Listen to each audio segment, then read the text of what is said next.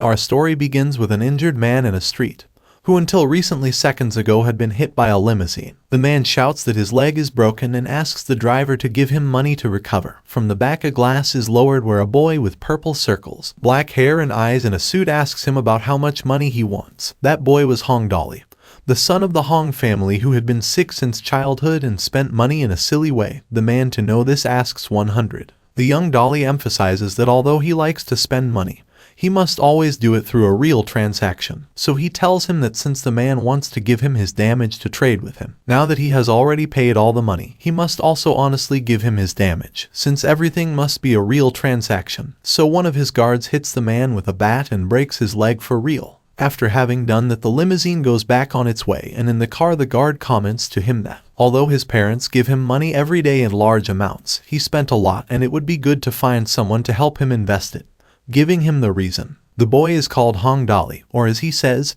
he was reborn in the body of a boy called Hong Dolly. He finds himself living in a world that is similar to Earth. Fortunately, he has a very rich family and his parents give him a large amount of money every day. The problem of that boy is that his body is so weak that even to be able to walk he needs a pair of crutches. However, there is a magical thing. In his body there is a system called the prodigal system. It consists of spending money to accumulate energy and slowly restore his body. Prodigal means wasteful, which means being a person who spends money on useless things. The thing is that Hong Dolly has not known what to spend that money on. He has spent a lot on gambling on some green shiny quartz-like rocks, which have not generated any new income for him. He also invested in an apartment where the person in charge fled. In the same way, he bought a lot of inventions that at the end of being used proved to be really useless. The reason why Hong Dolly was agreeing with the guard was because the guard told him that if he lost a lot of money, he would be given the title of prodigal. In the limousine, they told him that if you talk too much you could bring back old memories. So the best thing to do was to go home because they had heard that today his parents would have guests. Arriving at his mansion, Hong Dolly shouts to his parents from the entrance that he had returned. As he approaches the living room, Hong Dolly finds his parents sitting each in a pair of aquamarine blue armchairs. His father was a slightly older man wearing a brown shirt and black pants. Next to him sat a black-haired man wearing a suit and glasses. His father introduces the man as Uncle Tang. He tells Hong Dolly that he had many years without knowing it and that he had grown up a lot. His mother, on the other hand, was excited to see how her son had returned home. She was a woman with short gray hair. That day she was wearing a black dress with a red sweater and a pearl necklace. Next to her was a girl who by her body language showed discomfort. That girl had a white complexion with long brown hair and blue eyes. She was wearing brown shoes, a beige sleeveless shirt that showed off her large breasts, and a pair of jean shorts very close to her body that gave the impression that the girl had a good figure. As Hong Dolly approached the living room, her mother gave her the news that the young girl next to her was the daughter of her Uncle Tang. Her name was Tang Muxin. She was her cousin and from that day on her fiancé, as it was an agreement that grandfather Hong and grandfather Tang had made before he died. So the new couple must get along very well. Hong Dolly's mother turns to see the girl and squeezes her ass, telling her that she must give birth to a big and fat for her family, which scares the girl. That news caused an impact on Hong Dolly. He could not believe what he had just heard and was not so happy about his engagement. Although he was not the only one in that state, the young Tang Muxi felt uncomfortable for being the protagonist of an arranged engagement. However, he was surprised to see the young man she was going to marry because he had heard that the boy was going to die. But from the way he looked, he implied that he had recovered and was no longer going to die. 10 minutes before being in that mansion, Tang Muxi was expressing her discomfort to her father because she did not agree with marrying someone she had never seen. She told him the rumors that existed about that boy, that he was a weakling since he was a child, that he only spent money all day, and that he was responsible for being behind her death. She asked him how her father could be happy that she was engaged to someone like that, to which he replied that his family was in crisis, and he could not avoid the situation they were going through. Young Tang Muxi's father tells her that the Hong family is strong and they are the only ones who can help them. She confesses to him that she and that boy will be married originally because of the grandparents' wish, so this time she had to help her father. Before those statements, the girl realizes that she was being used as a bargaining chip and asks her father what would happen to her if when she marries the boy he dies, because she was too young to be a widow. Her father tells her that she should not worry about it. They should first pretend to be engaged, and when the Tang family's financial problems end, he as a good father will immediately call off the marriage and take her back home. She asks him if he is speaking the truth and the man tells her yes, although she then laughs a little. The man tells her that she should just be patient and pretend to be a little obedient. Tang Muxi analyzes what for the sake of her father and her family her duty as a daughter is to help, so she accepts what is about to happen, reminding herself that she is no generation fool, and that with her charms she will be able to easily fascinate her fiancé.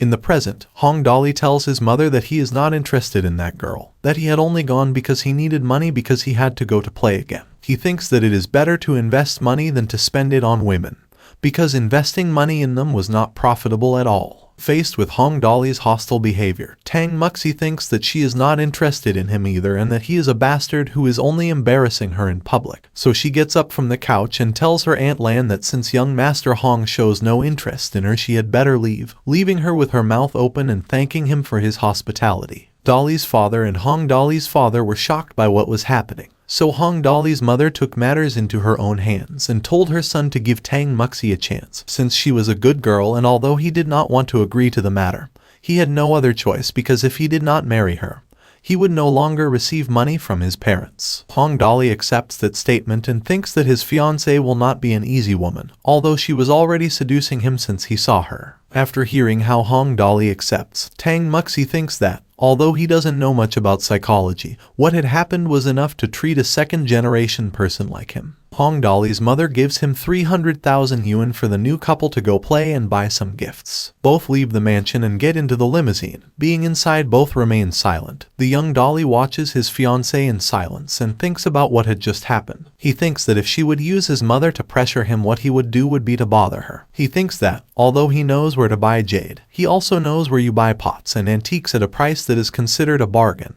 because buying the most expensive thing in the place is still a few yuan. When she gets out of the limousine, Hong Dali takes her to the place she thought and tells her to choose anything. She finds a purple quartz, which makes Hong Dali retract about the thought that girl would choose something expensive. After that, the girl tells him that she wants to go to the jade store and show the stone. Dali doubts her idea, but when they are evaluating it they realize that it was the purple orb that disappeared in the 5th World War. His fiancée is offered 3 million yuan for the stone and she accepts.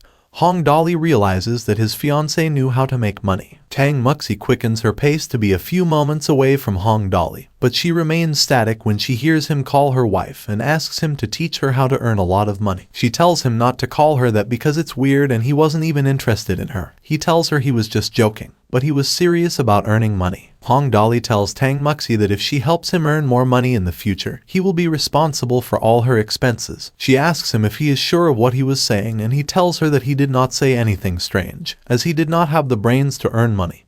But she did, and as long as she is able to do that, he will support her unconditionally, with the only condition that the money can only be spent by him. She tells him that she does not understand, but it did not matter, and before saying anything else they hear a little commotion in the other street. It is about a hotel bellboy who finds himself running to 3 men, telling them to get out and that they were blocking the door of that place. The bellboy pushes one of the men and tells them that it is better for them to go somewhere else. The man who falls to the floor complains about that action and tells him that they are just some men coming from work, that they had heard that the reviews of the hotel were good and that is why he had gone there. Then he asks the bellboy the reason why they cannot pass, and one of the men who accompanies him tell him that, although they do not let people in, they should not push them. The bellboy asks them if they know the status of their positions, tells them that they are just working to earn a few dollars and that they had decided to go to a 3-star hotel where they probably don't know the price of a dish. The man tells them that he looks like a dog and that they would only go in to bother the other guests, so it's better that they don't go, and recommends the restaurants on the opposite side that he said were sleazy. The 3 men decide to leave when they realize that the man is watching them from above,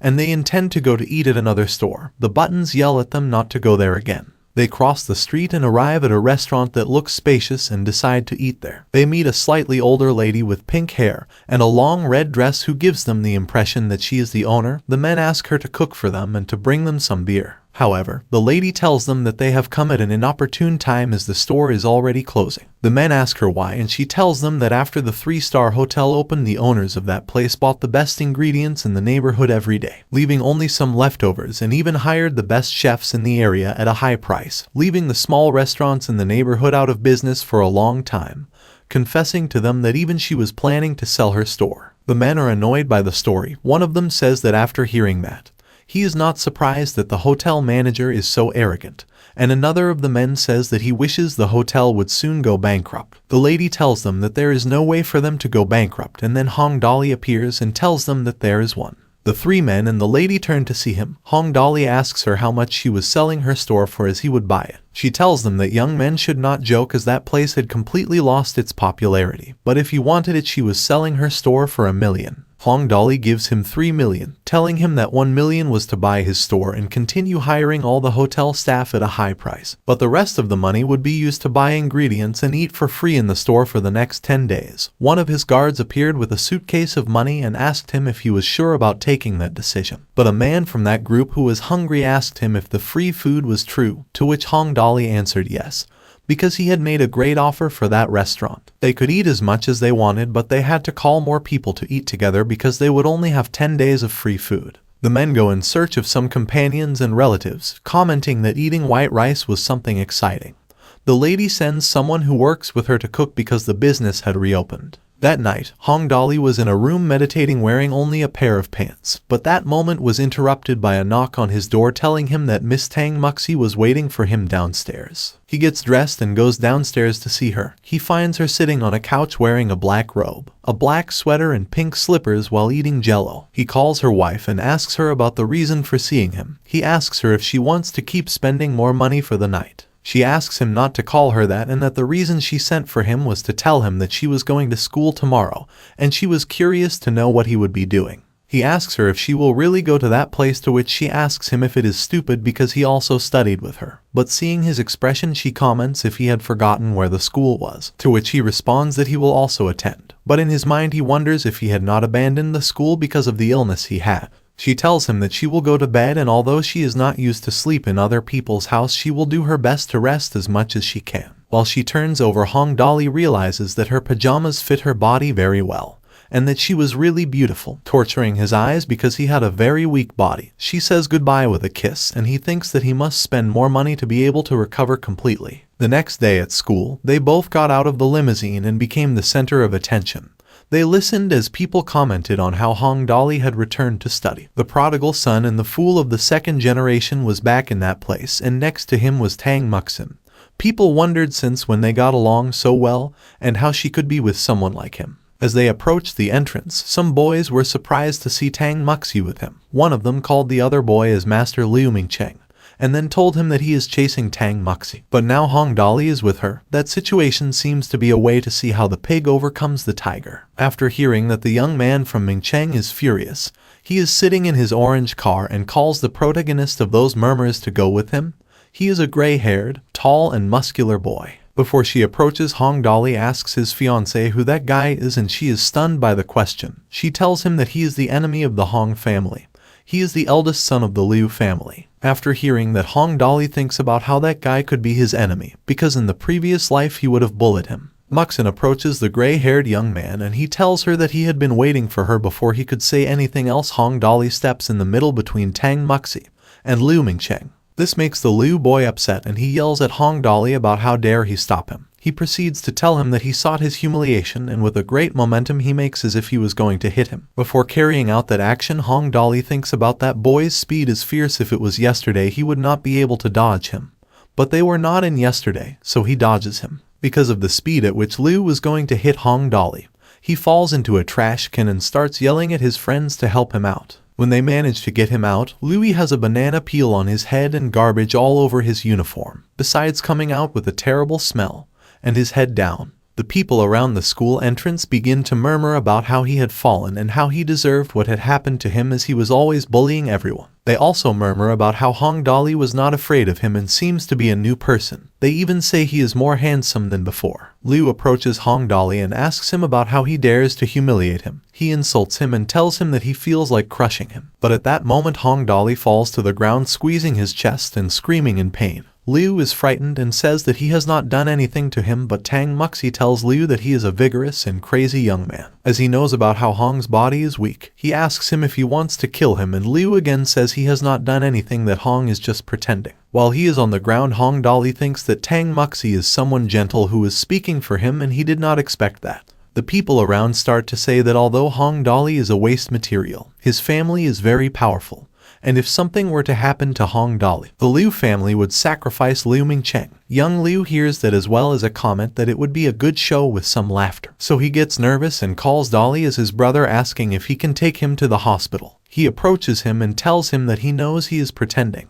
For this time he would let him go, but then they will solve that matter. Hong Dolly calls Tang Muxi as his wife and tells her that Liu was still threatening him. Dolly starts coughing and Tang Muxi threatens Liu Mingcheng to call a teacher to take care of that situation. After hearing that, Liu denies that action and says he is wrong. He calls Hong again as his brother and kneels before him publicly for Hong Dolly to apologize to him. He takes out 500,000 yuan and tells him that with that he will be able to cure his body. Asks him to please take the money as compensation, and after giving it to him he stands up in anger, ashamed of what he had done. Hong Dolly laughs after receiving that money and Tang Muxi asks him if he was okay. Then Hong tells him that she is a wife who cares a lot about him even though she has been pretending. Tang Muxi gets upset after hearing this and tells him that he is an idiot. She tells him that she is afraid that if she gets hurt her father will blame her and end up being a disaster for her, but thanks him for defending him from Liu. Then Hong Dolly tells him that she is his fiancée, and if he doesn't defend her who is supposed to, Tang Muxi blushes and calls him shameless. After school, Tang Muxi and Hong Dolly meet in a limousine. He calls her as his wife and asks her where they will go today. He tells her that they made a lot of money when they invested in that restaurant last time, so they should keep financing a place so they can spend all the money. After hearing that, Tang Muxi tells her that if he thinks he will be rewarded if he just finds a place to spend the money, he is really a spendthrift. But if he wants to make a lot of money, he should first keep calm. Sometimes he doesn't have to look for opportunities himself. They may come by themselves. He tells her how waiting can be so easy, and when he is looking ahead he asks the chauffeur to stop the car. Hong Dolly and Tang Muxi get out of the limousine when they see a blonde girl on the edge of a bridge. She is wearing a blue shirt and a black skirt. She has her hair tied with a pink ribbon and she is crying. They both get scared and start yelling at her to please not jump, to calm down and tell them about her problems. Hong Dolly asks her to get out and Tang Muxi tells her that if she has any difficulty they can help her. But the young girl is crying and singing. She sings to make it come true. The spirit of heaven lets dissolve the fragrance of justice. They are helpless that the sound of love flows for all of us. The girl comes down from the bridge and sits on a wax to cry. Hong Dolly asks her to stop crying and tell them is what happens, because if they can help her they definitely will. Unless it is because of a man she had lived with for 3 years and he was gone. Tang Muxi asks her about what that was about and Hong Dolly replies that he was joking, so she asks him about how he can be so insensitive. The blonde girl tells him that she is fine and thanks them for their kindness, but they cannot help her with her difficulties, as she had offended a person and was almost driven to despair by him. Tang Muxi tells her that to force a person to commit suicide, whoever the girl has offended, is surely someone hateful. Tang Muxi asks her to tell them who, as then they can help her deal with him, but the blonde girl tells her no, as no one should provoke him. Tang Muxi tells him to talk about it, because, even if they can't provoke him, they can surely give him an idea. She points to her fiancé and tells him that even if he is a cripple with no ability to do anything, just to make noise he can go and provoke that guy.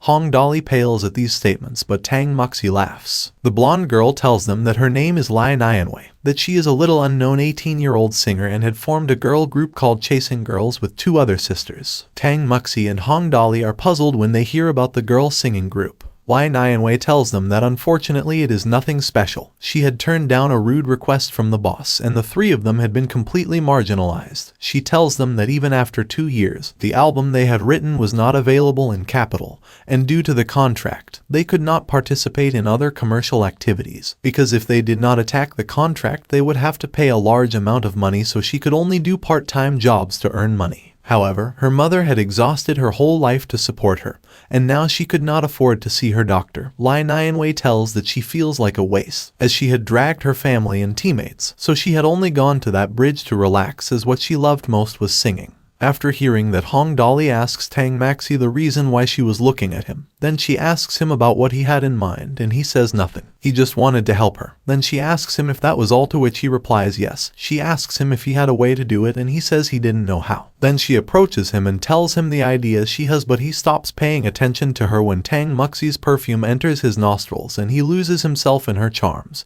Tang Muxi asks him if he had heard everything she said, and he affirms. Hong Dolly tells Lai Nianwei that they would pay for her mother's medical expenses, but she had to remember that this was just a loan, and after 3 days they will rent the giant nest square for 3 days.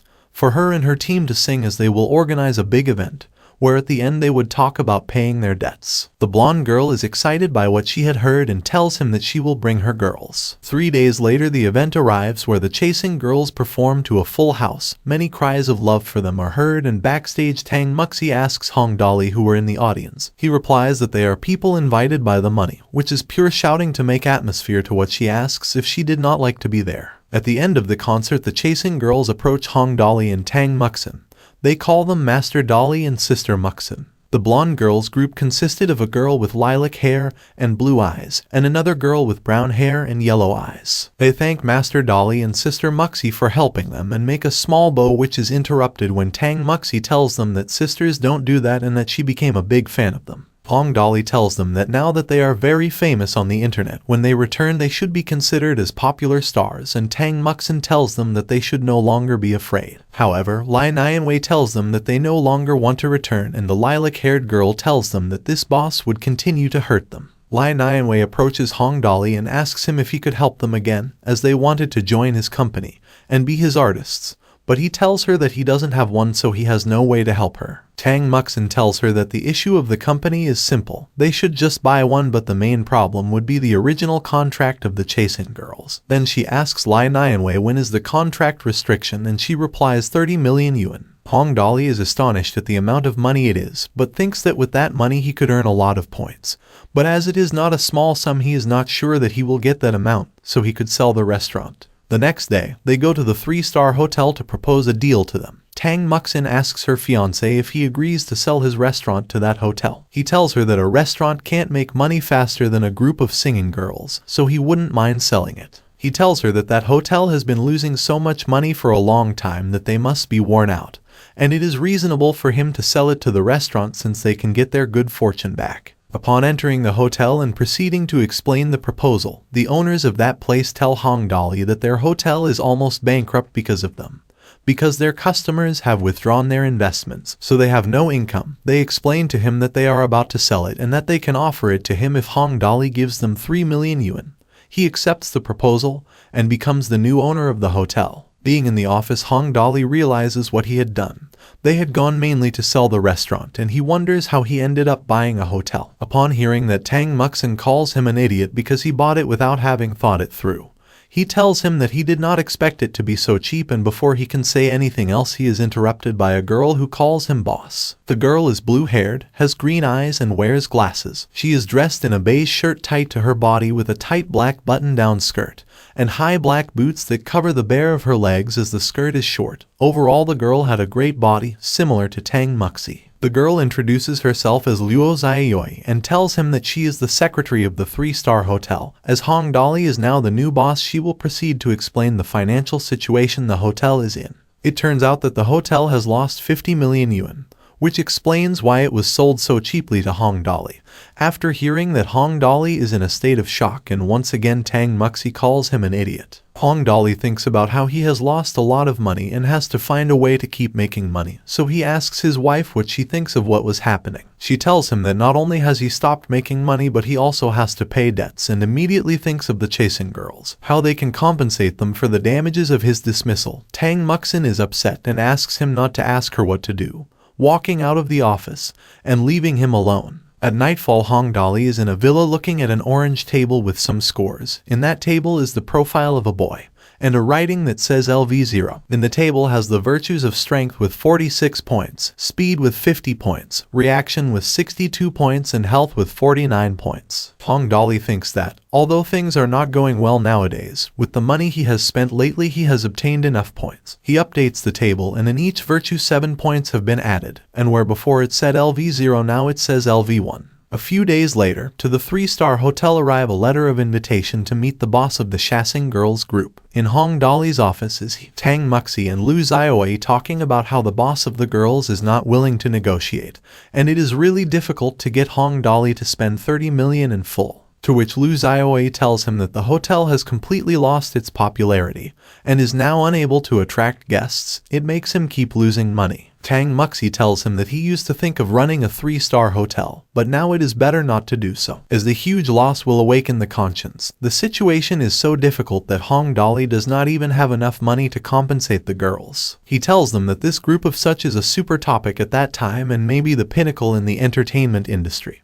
But in the end they were hidden by a scum who calls himself a boss. Tang Muxi brings a comment saying that the popularity on the internet has suddenly decreased, and the topics are almost closed. That obviously they were a group of girls who could become a superstar, but now they have been blocked for acting. She wonders about what that bastard thought. Hong Dali thinks that since that unknown man doesn't appreciate them they will have to, but he can't get that full amount to negotiate. And his fiancée interrupts his thoughts when she tells him that there is another way to negotiate.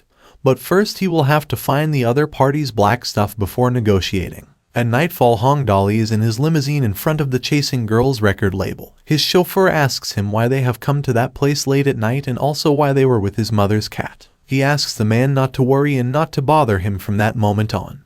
He just has to wait a little while. Hong Dali hugs the cat and creates a spiritual connection with the animal, opens the window, and the cat goes out of the window to enter the record label. There is a small flashback to the moment where Tang Muxi tells him that he must find black material. He tells him that people like that quota that he must have some, but no one can find it, and if he gets it, it will be easy to negotiate. Back at night, Hong Dali finds himself controlling the cat to sneak into the boss's office, and he won't believe it until he finds the famous black stuff. He explains that since Tato can sneak into places where normal people can't enter, he jumps out and gets to a window that allows him to sneak into the corridors of that place. He goes in search of the boss's office, gets to the elevators and jumps to press a button, marks a floor and gets out of it and manages to get to the famous office, which to his surprise is unlocked and no one is inside. Being in the office, the cat that is controlled by Hong Dali goes up to the man's desk because his laptop is there. He tries to guess the key, but realizing that it is an impossible mission, he decides to give up. However, he hears a noise in a remote area. It is a faint noise for a quiet environment and realizes that there are people there. So he gets down from the desk and goes to the area where he heard the noise. He arrives at some offices where some workers are in an intimate moment. The lady says that if the elders discover them, the brother of that man will kill them. Then the man tells him that they have been careful to hide, and that's why his brother does not know anything about them. Hong Dali said to himself in his mind that the cat had done an incredible job, as it had a mini camera on its collar, recording everything the couple said and did. The next day, Hong Dali calls Liu Xiaoyi, tells him to give that video to the boss and tell him to take the initiative to terminate the contract with the girl group, or he will give that video to his elder brother. He tells his secretary with that video they won't need to spend a penny, and she nods happily for those statements. Tang Muxi asks his fiancée why he is so sure that the boss will change his mind. He asks him about what is in that video,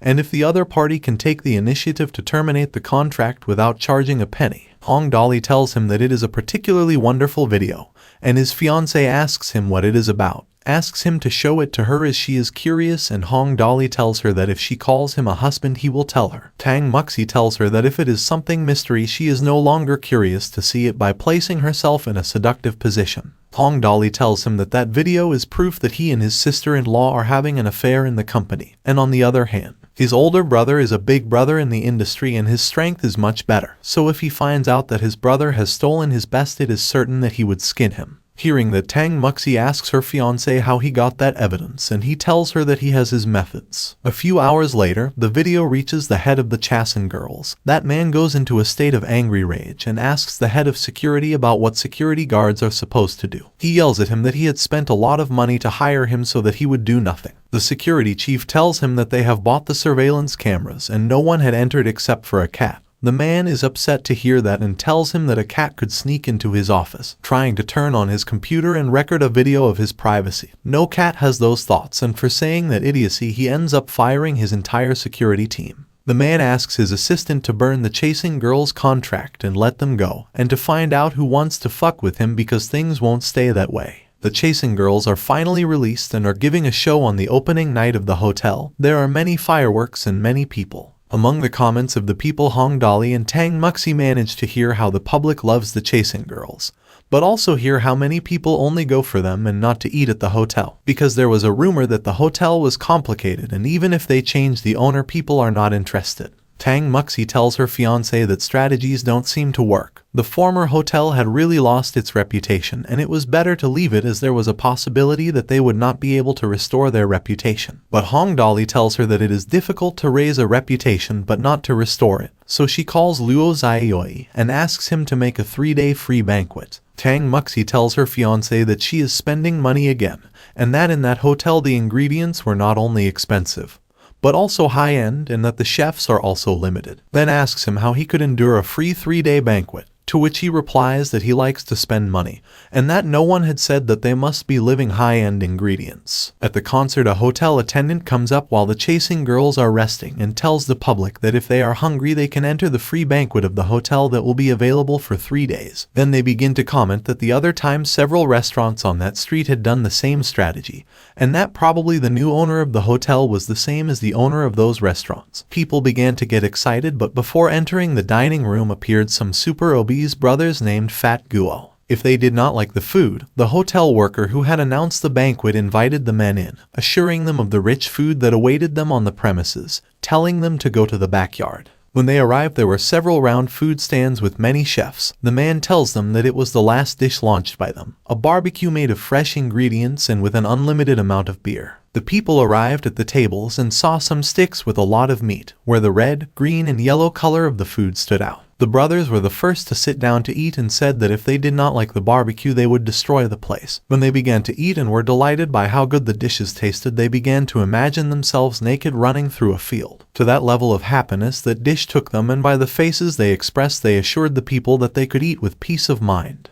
Being in his villa, Hong Dali realizes that the prodigal system improves and has increased 12 more points in all the virtues of the scoreboard. Being about to meditate, Tang Muxi knocks on his door, and when he opens it she tells him that he is not Hong Dali. He asks her what she means and she tells him that the real Hong Dali is not smart at all. He asks her about who he is supposed to be and she tells him that he is a liar. She pushes him and when he falls to the ground she sits on top of him. Hong Dali asks her about what he is doing and she tells him that he is a liar, that everyone knows that the real Hong Dali is dumb, stupid, and miserable. Yet all the investments he found himself making had been without thinking. But now he was strategizing and fighting, so she was sure he was not Hong Dali at all. He tells her that all those investments had been according to his plan, since she had been the one who had asked him to buy the restaurant, help the girls, and buy the hotel. He had only increased his investment a little and it was all thanks to her, since he only checked the things she told him to do, and that is why he was lucky to have her. He tries to touch her face, but she takes his hand and asks him not to. He asks her that whatever she asked for he will buy it for her, and he tells her that it is okay, as he believes her eyes more than his, even though it is a double-edged sword. When she leaves the room he takes a breath and tells himself that he was almost close. The next morning they are out shopping. Hong Dali asks his wife to rest, as they sit on a bench leaving things on the floor. He tells her that he knows she feels embarrassed to walk with him, but it is difficult for her to walk such a long distance, so she tells him that walking is good for her health. Hong Dali takes a hot dog out of one of the bags and offers it to her, but she says no, so when he proceeds to eat it she takes it from him to give some to a stray dog. A couple shows up taunting Hong Dali. The boy is in a suit and claims that even a poor dog could take his food. They offer to bring him dog food and Hong Dali realizes that they are just looking for trouble. The boy's partner asks Hong Dali if the girl standing next to him is his fiancée. The girl introduces herself to Tang Muxi, and her boyfriend remarks that, if she is not the girl from the Tang family, the girl who was to marry Dali Zhizhai back then, now catches up with the young master Dali, saying that the sparrow will turn into a phoenix around the corner. The young man says that Tang Muxi is beautiful, but she was not as beautiful as his girlfriend. The girl ignores him and asks Hong Dali if he was already preparing for the family reunion they would have in 2 months, to which her boyfriend says that as someone who buys stones to lose money can be preparing, and with the kind of virtue he has he will not have enough money to go, as he just wastes it. Hong Dali, tired of listening to them, asks them first of all who they are because he doesn't know them. The young man tells him that he is taking some stupid medicine, and that he doesn't know them anymore. Then he calls the girl by cousin and tells her that he probably did it on purpose, because he obviously didn't want to greet them. Hong Dolly asks his wife if she knows them, and Tang Muxi asks him if he really doesn't know his family members. In his mind he thinks that he is not really Hong Dolly, and how could he know his family members? The boy who had messed with him says that since Master Dolly lost his memory, he will take the opportunity to introduce himself and show compassion for him. The boy tells him that his father is the fourth brother of Hong Dolly's father. Therefore, he was his first cousin, the love of a billion beautiful girls, and he was as handsome as the actors. Basically, he was his older brother. He then introduces his girlfriend as the daughter of Fenzong Mu's family, Mu Yuxi. He explains that his girl is new in the business world, so he will accompany her to go shopping, and then both of them will go to eat a big meal, not like Hong Dolly and his girlfriend who eat that dog food. Hong Dolly is surprised that the boy is his cousin and lets him know, but tells him that because of his hard work he was wondering if he was chasing cousin Yuxi. That question makes the boy upset and tells him to mind his own business. The boy goes into a rage, and Hong Dolly takes the opportunity to ask the girl if she can explain about the family reunion she had mentioned. She lies to him, telling him that unfortunately she had fallen into bed for a long time and that gave him a little amnesia. Mu Yuxi explains to him that the family meeting is held once a year. The main content is to evaluate the performance of the family members that year and allocate the resources. In short, it is to trust one's own ability to get the support of the family, whether it is money or resources. In total, the 3 best family members will be selected and given the corresponding amount of investment. Hong Dolly tells him that this is quite tempting and asks him about how much investment will be able to get the first place. Mu Yuxi replies that 1 billion, and Hong Dolly in the company of his fiancée is astonished by such an amount of money. After talking to their cousins, Hong Dolly and Tang Muxi head to a garden where they are still surprised by the amount of money the first chosen member of the family reunion receives. Tang Muxi asks fiancé the reason for his desire to win that prize. He asks her if she doesn't think him capable, to which she replies that that is a matter of him and he has no opinion. But of course, everyone's floor is to get 1 billion free investment.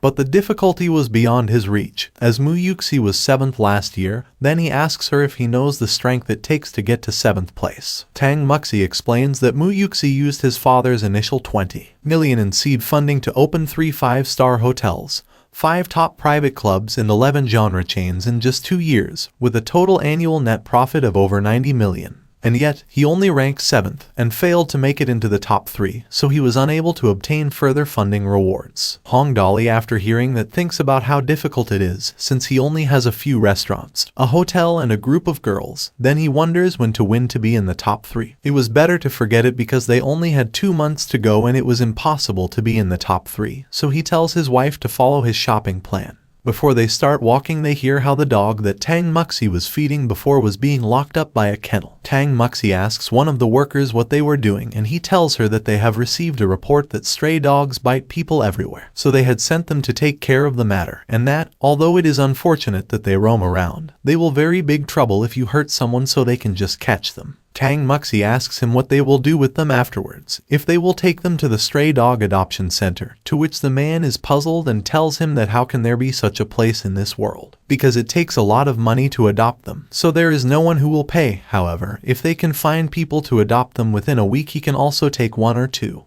But with the others. That afternoon at Dolly's hotel, there were 2 men in the buffet. One of them had a red suit and wore glasses. He was eating those delicious barbecues that the brothers had devoured. Next to him was a man with a red cap and a black jacket drinking beer. The man in the cap tells the other that from a cone dish can come so much creativity. People like the owner of that hotel were easy to manipulate, so they should make him sign the contract. The man in the red suit says he is right. They should make the most of that opportunity and make the theme of his movie, because with the chasing girls next to them, sales will explode, and then he will lower the payment of the contract. Anyway, that owner was just a novice who did not understand anything about business. At that moment, the door opens and Lu Xiaoi enters with Hong Dolly, apologizes for keeping them waiting so long, and introduces his boss as Master Hong Dolly. The man in the suit introduces himself as Sheng Wenqi, music director of Penghui Film and Television, and the man next to him was the famous director Ding Chengjai.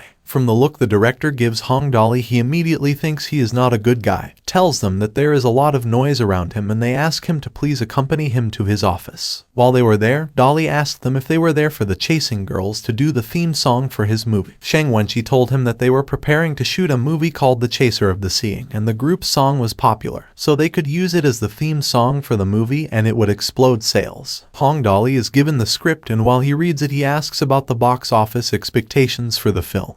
Ding Chengjai tells him no less than 1.5 billion. Dolly asks them how much they plan to buy the theme, and Shang Wenqi answers that for 500,000 yuan. Although if it seems little they can add 50,000 more. Dolly tells them that he will take it into account and asks them to come back another day. Shang Wenqi asks him to give him the answer that day since 100 million yuan had been invested, being one of the best investments in the industry. The film promised, and when the time comes everyone will win.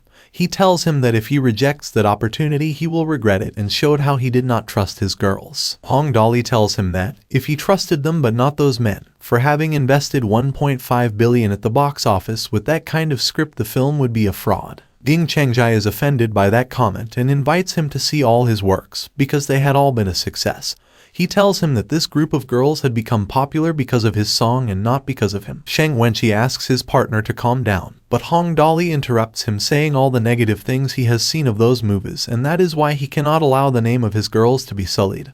The men leave the place upset. Liu Xiaoi enters and tells him that Penghui Film and Television is the highest grossing company of the moment, so he did not understand the reason for their actions. Dolly explains that he has learned that it is no longer the fact that they have very little competition that makes them arrogant. Besides that if that bad movie was released in his world it would still be a bad movie, to which she asks him what he means by that, and he asks her to better forget it. But before she retires, she passes him a list of old-fashioned movie stars, technical nerds and old martial artists, who have never shown their talent, and tells all these people to contact her because she wants to make a movie for fun. After contacting all the people, 2 girls and a boy came to Hong Dolly's office. One of them was named Zhang Xiaoyu. She was a woman with short brown hair, pink eyes, and she was a scriptwriter. Hong Dolly explained to her that he had a preliminary idea about the script, but she would definitely have to follow the details. The second girl was named Lin Chyan. She had long blue hair, just like her eyes, and she was the one who would help Hong Dolly with some tools of the cinema. He would provide her with the materials she wanted and he would tell her the specific functions. The boy's name was Liu Yikai.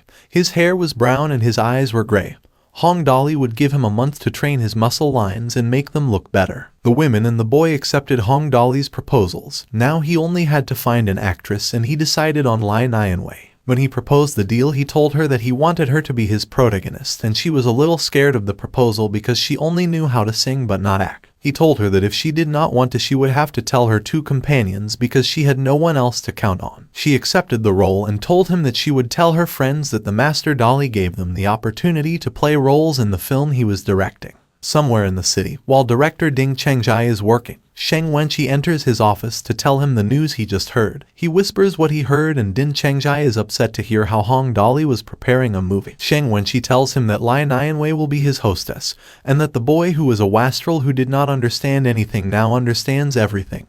Or at least about movies. Ding Chengjai asks his partner if he knows who is the protagonist and who is the scriptwriter. The man tells him that the protagonist is an unknown newcomer to the industry and the scriptwriter is Zhang Xiaoyu. Upon hearing that name, Ding Chengjai asks him if that was not the girl who had competed against the scriptwriter of his film for the gold medal, and sued her for plagiarizing the work, to which Shang Wenqi replies that it was the same. He explains that Zhang Xiaoyu was withdrawn because of their contract, and that if Hong Dolly's film fails it will be his fault because he chose a scriptwriter who had lost her glory a long time ago, making it look like his film would definitely fail. However, Ding Chengjai tells him that young Dolly is making it clear that he wants to compete with him, and that according to Lai Nianwei's current influence, even if she is not better than the actress in his movie, her presence will definitely hit the box office, so now Hong Dolly was his biggest enemy and he should talk to him boss. The day of the opening ceremony of the movie The Truth of the Heavens arrives, and Hong Dolly is standing next to all the people who helped him direct his movie. Paparazzi took pictures of the actors and reporters show up. One of them comments that, although the actor doesn't look very good, they should give him a chance because the movie could make him known. A reporter talks about how Hong Dali, the son of the Hong family, is the director of the movie,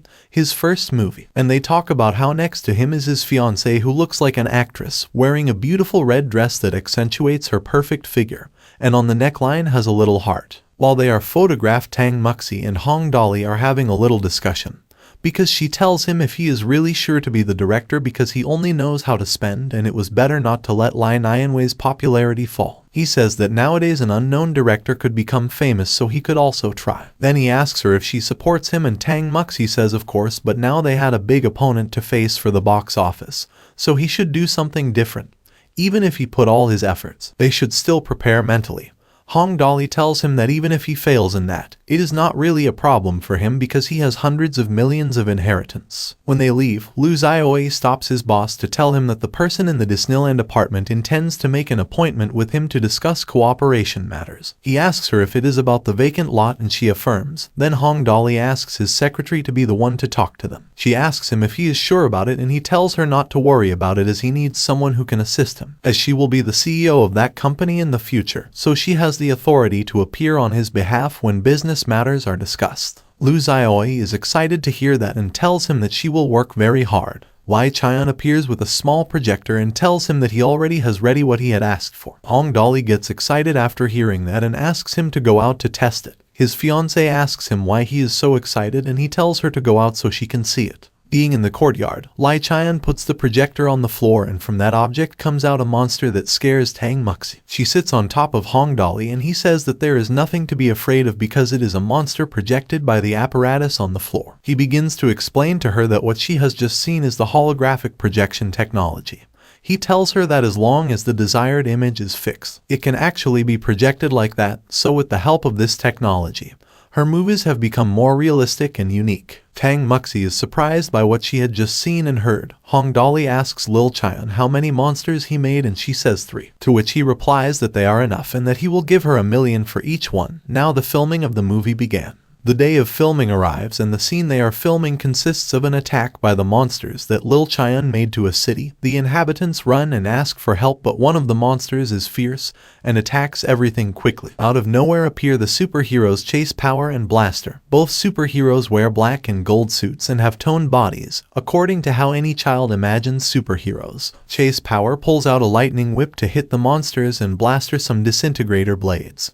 But before they can get on with the action, the recording stops when the cable securing Lil Nianwei the heights rolls a little and causes her to panic. Hong Dali asks her how she is doing and she replies that she is a little afraid of heights, so he decides to have everyone take a little break to lower the nerves that most were feeling. Hong Dali talks to her scriptwriter about how she thinks some lines should be changed and before they continue talking Lil Nianwei interrupts them. She tells them that she feels she was not doing well, and that she is worried about dragging the whole group down with her so she proposes to change the lead. How Hong Dali listened to that she tells him that she was doing well, she just needs to have more confidence in her and be the Lil Nianwei she was when she was singing on stage. She also explains that Chase Power was specially designed for her by him and the script writer, so they can't change the person. The scriptwriter, seeing that Lil Nianwei is still insecure, suggests Hong Dali to start with the written scenes so that she can get into character. He tells her that it is a good idea and before starting he tells Lil Nianwei that she is his first signed artist, so she will do her best to become a triple movie star and singer, which touches her and she tells him that she will do her best. At night, Hong Dali is in his villa updating the score table. He realizes that in each virtue he increased 10 points more. That allows him to walk without the cane and stretch his body completely. The boy is excited after those movements and affirms that he finally looks like a normal person. He reads that according to the new data of the system at least he will be able to beat a boy named Bolt and tie with another one named Tyson. Excited about that he says to himself that after being reborn in this world there is no one with more possibilities than Hong Dali. Although he admits to miss the days where he was against the wind in his previous life. Suddenly Tang Muxi knocks on his door telling him that something bad was happening.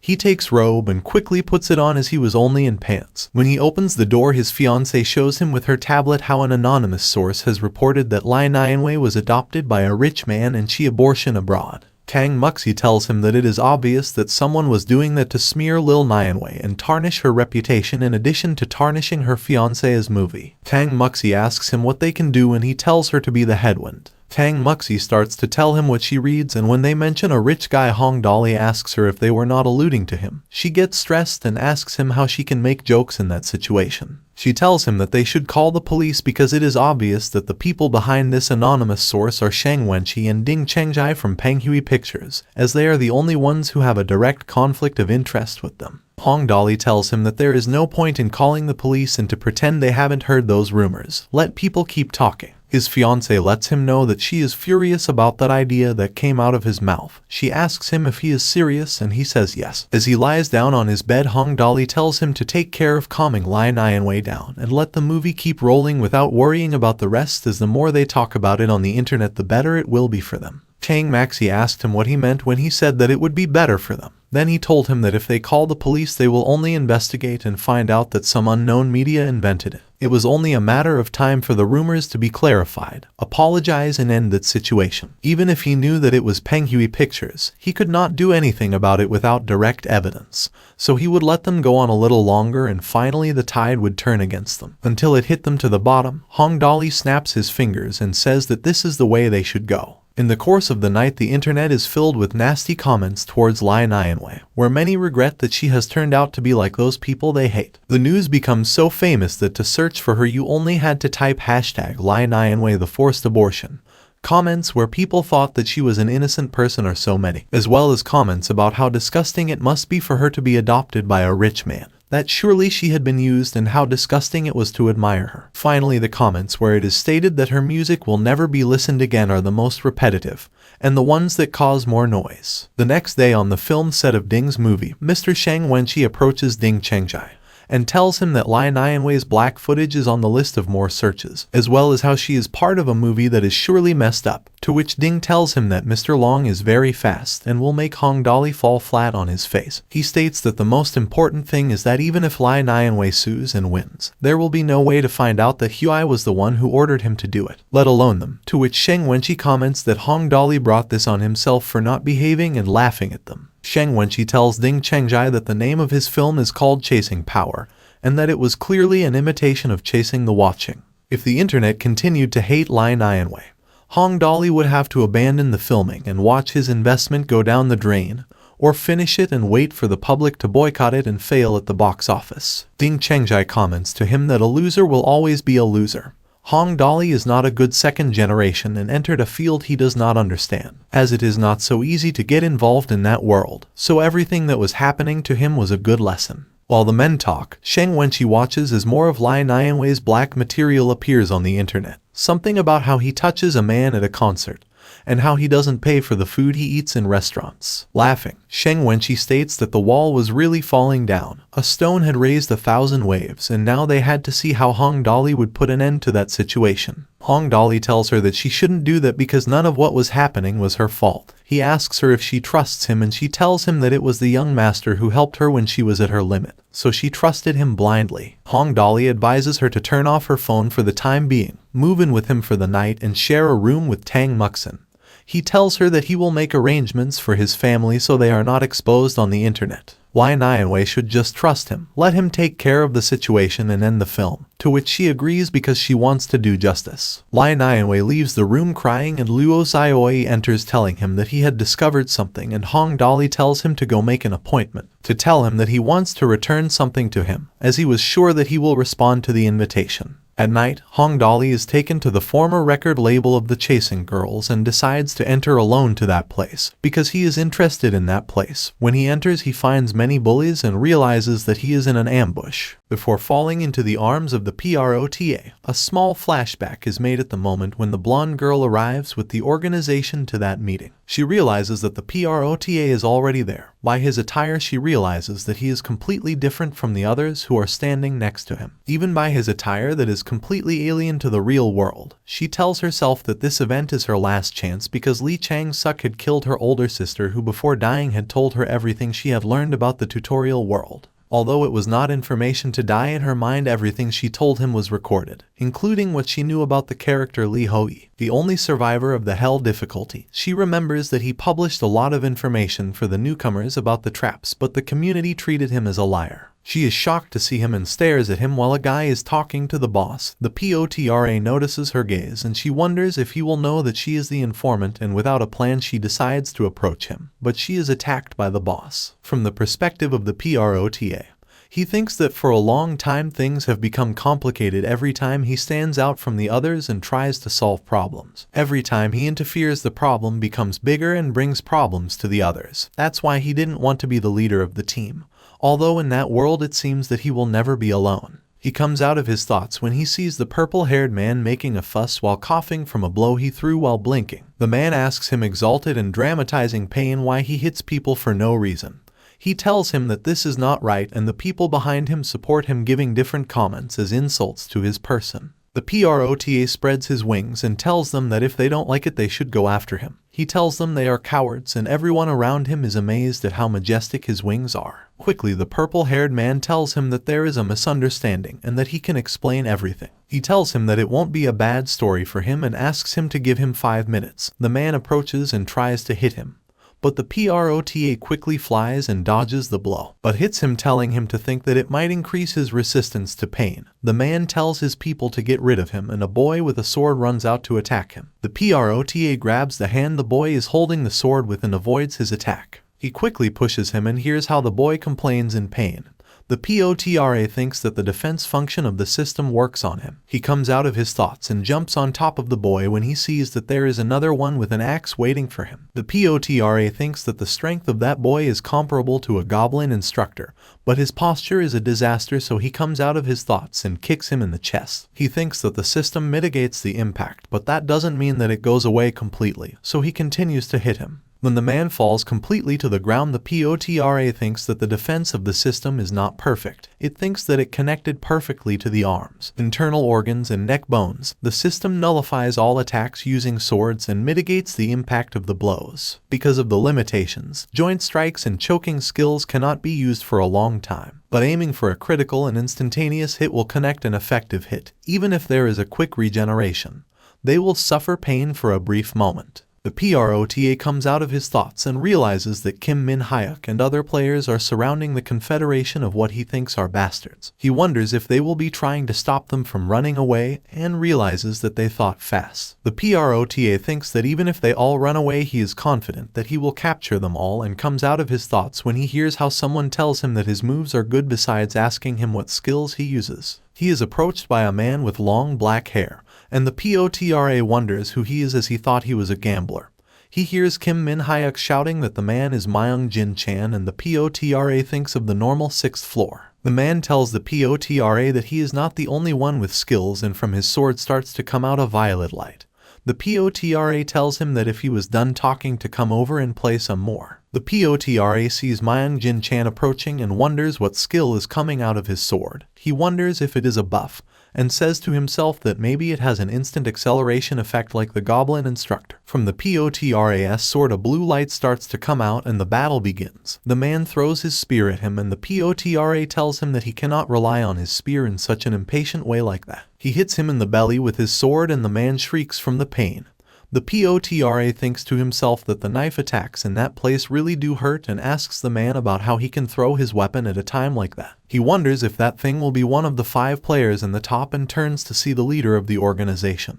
He wonders if he should take care of those pig bastards already, and as he approaches he sees how the man pales. Suddenly the POTRA finds himself sleeping on the grass, thinking about how perfect that place is to take a nap, although it would have been completely perfect if it weren't for the complaints of those he calls pig bastards. An announcement appears telling him that his basic sword skill is now at level 7. He thinks about how the members of that group were extremely weak, and that allowed him to try many different combat patterns, although he didn't expect them to be weaker than a goblin. The POTRA thinks about how he has been developing his sword skills to evade his stronger opponents and attack passively, blocking with his shield and attacking their vital parts with speed.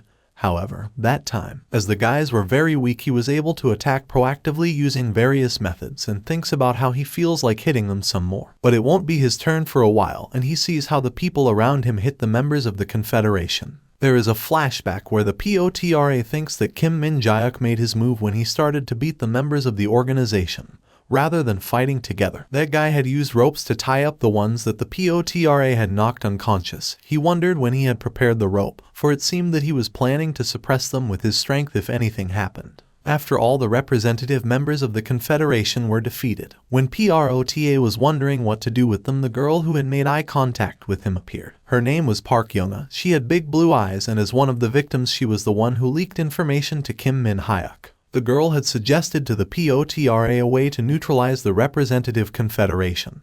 The most effective method was to send the challengers from the first and second floor, and be prepared for anything in case they sought revenge. Also not allowing them to do the same things to the new challengers, using the representative confederation as punching bags for sparring practice as punishment, as well as using them for training, would help the victims overcome their fear, and unite to be strong enough to fight back. After sharing her thoughts, the girl gathered everyone in the field, told them about the evil deeds of the representative confederation, and the pain that the victims endured. Through that action, she gained everyone's understanding, even those who were not involved with them, and appealed for support for the victims, condemning the federation. With every word the girl said, she made all the victims unite. Following Kim Min-hyuk, the challengers stepped back and supported the girl, because the confidence with which the girl spoke showed that it was better for her to solve the problem. Back to reality. In the field, the representative confederation is helping the challengers as punching bags. Although there was criticism that it was morally wrong,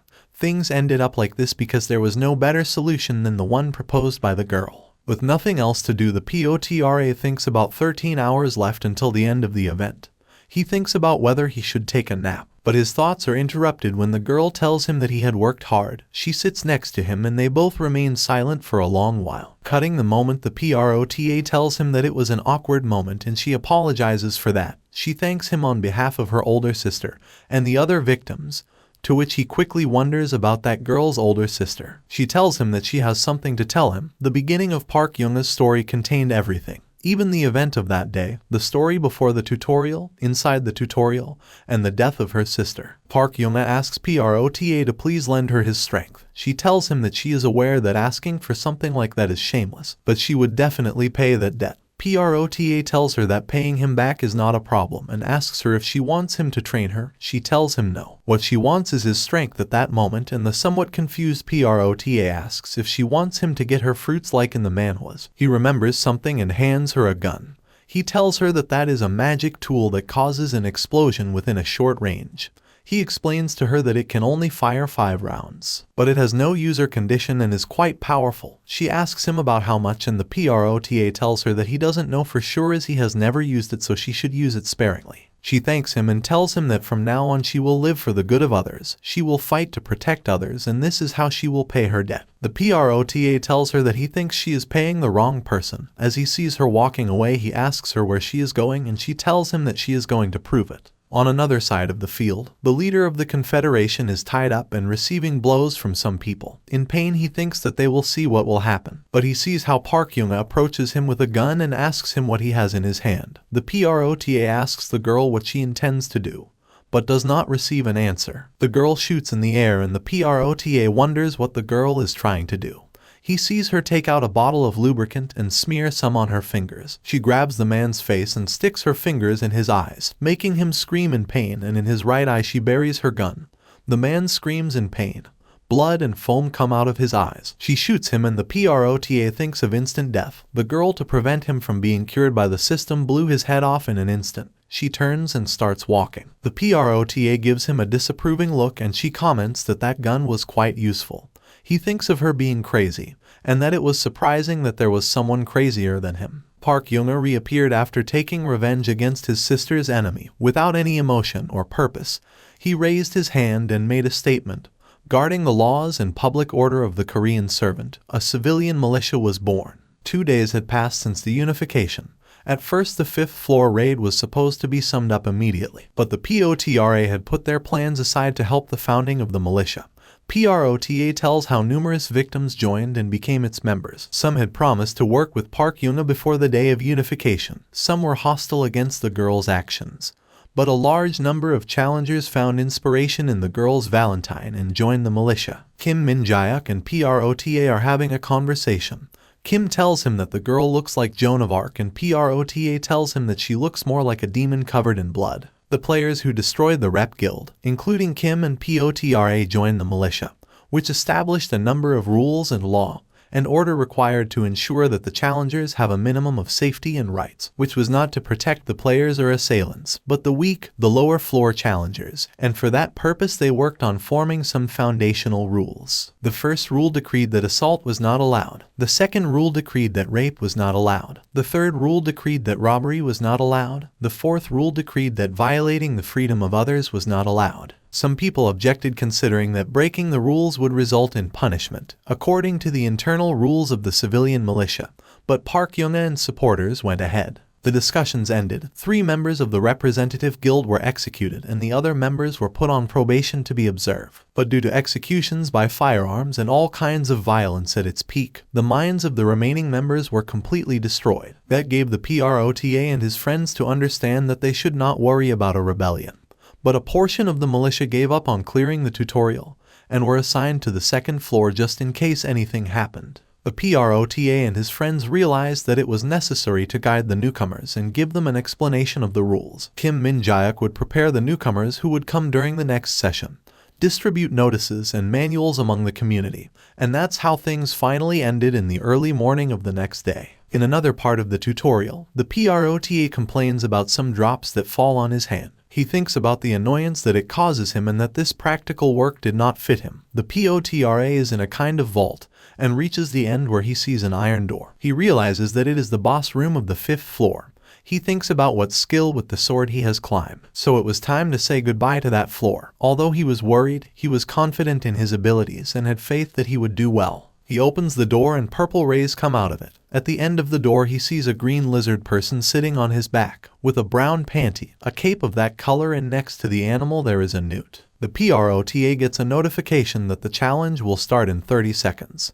He wonders if he should just defeat him, if it is a sudden one-on-one duel, and thinks about that single lizard person being stronger than a horde of goblins big enough to fill an entire city. He gets a notification that tells him that he must defeat the Dark Shadow Warrior Ethalt. The Prota quickly draws his sword and shield because that notification gave the signal that the fight had already begun. The lizard stops and the Prota thinks that being a dark warrior it was likely that he would not make a first move. He realizes how his enemy only observes him and that by his posture he will not be a common enemy, because his aura is different. Prota thinks that it is his first time seeing such a cautious enemy. The distance between them is very wide and he does not want to hurry. He scolds himself for being so nervous and realizes that by the posture they both have their abilities are similar, giving him to think that at least he is not overwhelmingly powerful. The Prota, seeing his face, realizes that it seems to be made of stone, but thinks that it doesn't make sense since it was a monster, although he was eager to check it out. When the battle is about to begin, the lizard woman asks the Prota about why she rejects him. He answers her if there is any reason not to do so, followed by telling her crazy lizard. The woman tells him that that is going too far and that it is wrong to judge others based on how they look. The Prota thinks that she had not said something about her appearance and that it seemed that even in her own species she is not particularly attractive. He tells himself that he should concentrate because that Idalta is different from the other lizard men. You only had to see her strength, speed, the way she gripped her spear,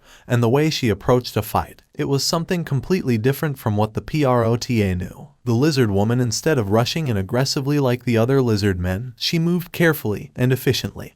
After having dodged her opponent's attack calmly, she launches a counter-attack with that opening. That incredible reaction speed allows her to dodge with just a blink of an eye and attack. Plus she has an ability that allows her to vaporize her body and launch a barrage of physical attacks. The Prota thinks that she may have an ability that simply increases her reaction speed or her cognition, and the vaporization ability with her self-evasion may be an extra improvement. But her vaporization ability also has something extra, and that is that it has an incredibly short duration. The Prota gives her a blow with his sword and analyzes that she could dodge it, but she only received the onslaught with the shield in the face, which gives her to seem that it is not possible to use it continuously, similar to the blink of an eye. The Prota thinks about forcing her to use her vaporization ability with normal attacks, then use the blink and wings to finish with a combo. They are battling and the lizard woman tells the prota that he really is someone cruel. But if that is how he will be, she will use her brute strength to keep him by her side. Immediately the prota thinks if she is also a yandere and how many types of character she has inside. She runs to attack him and the prota thinks that if she is blinded by anger it is a blessing for him that she enters like this from the front. He thinks that her vigor is incredible and that he will not be able to stop her from the front. So he activates his power of concentration and manifests to the lizard woman to test him trying to stab him. The lizard woman breaks the shield of the prota with her trident. The prota cuts her hand and part of the arm with which the woman was holding her weapon. She tries to attack him and he uses his blink power to push her away. She cries for the loss of her arm and he thinks that they only exchanged a few blows. Besides, she didn't use her vaporization ability, so things didn't go according to his plan. But seeing the results, she had ended up suffering more, because he launched his attack thinking that he was going to lose his arm and he succeeded. She screams at him that he is too cruel, and that she saw his intentions to kill her. If she had dodged a little later, it would not have been her arm, but her head would have been cut off. She tells him that if this is how he will act, she will not see him as a partner but as an enemy that he must kill. She starts to get bigger and stronger. The prota is amazed by what he had just seen. He thinks if this is the beginning of the second phase and the lizard woman gives a strong step that breaks part of the floor, the battle begins. She stomps again and the prota thinks that she could destroy the room, and by the appearance more corpulent his enemy looks like a boss monster of the game. She runs to attack him and manages to push him against a wall. He thinks about how long she can have that form because he has already used blink many times and he only has 2 charges left. She throws a fireball that he manages to dodge by ducking.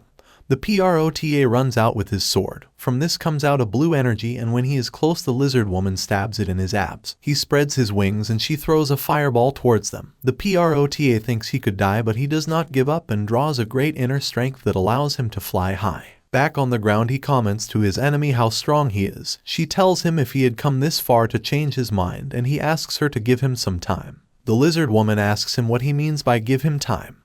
The prota thinks that the woman who was jumping on him before was only calmed down by him telling her that he was going to think about it. He keeps thinking if he is a beauty in the eyes of the lizard people. He tells the lizard woman to give him a moment and thinks that he managed to stop her for quite some time. But he thinks that she is crazy and he doesn't know when she will attack him again. He quickly takes out his board and grabs the recovery and stamina positions. He drinks them and the woman asks him if he is done thinking. He tells her to please give him a little more time since he needed to take up energy to concentrate on his thoughts. He takes out his sword and starts to repeat himself to concentrate. He thinks of an ability that had a 90% chance of failure even when he was training in the waiting room. If he fails, she will counterattack immediately. The prota thinks that using blink offensively was quite costly. He didn't think he would have to use it together with the wings of Teleria, but he has another trick up his sleeve. He thinks about the way he holds his weapon, but just using flicker to make his sword reach the opponent is not enough. If he only does that, using the wings is a better option. So he must use flicker and blade together. The speed in which he carries his sword and the speed in which he goes out with flicker. If he puts those two together, he can go against his enemy in high speed and cut her. The prota goes against her and shouts blinking orb, cutting her in half, activates his wings, and when he is close to her he cuts her neck, lands, and falls near the tail of the lizard woman, who grabs his leg and knocks him to the ground. The blow was so big that the prota can't get up. He raises his head and wonders if he had defeated his enemy and crawls to see if he was right. He sees the lizard woman and bloodied and with her tongue out of her mouth, so he thinks that somehow he managed to survive. He thinks that it has been a long time since he swam in the Styx and that his body doesn't move well. He thinks that he should use a potion, but thinks that he should just enter the portal and use blink, but realizes that usually when he completes a boss room he would recover immediately. He thinks that the message that he had completed the room has not appeared. He comes out of his thoughts when he hears the lizard woman telling him that he is a very cruel and horrible human. He sees her slowly crawling away and the prota thinks about how crazy she is. He thinks about the lizard woman's sex drive and that she has overcome just being focused on her suitor. He is still shocked by that and that only he can move a little, plus Flicker is still in confrontation. His wings with Thaleria, but not his gun. He thinks about the gun he gave Park Yona and how useful it would be if he had it. He comes out of his thoughts when he sees the lizard woman approach and tell him that she will make him her husband. He thinks about the possibility of biting his tongue and dying but realizes that this is not the time to do that. As the prota watches as the lizard woman approaches and tells him that she will make him her husband, he wonders why she will be so obsessed with him. He tells himself that he should concentrate and pulls out his board to see how his player status is. He notices that Flicker is still on cooldown, but he can still use the Thalaria wings. He can move his hands and his brain is still working fine. He sees a heat stone option and wonders if that might work, as lizard people are still reptiles after all and they are cold-blooded.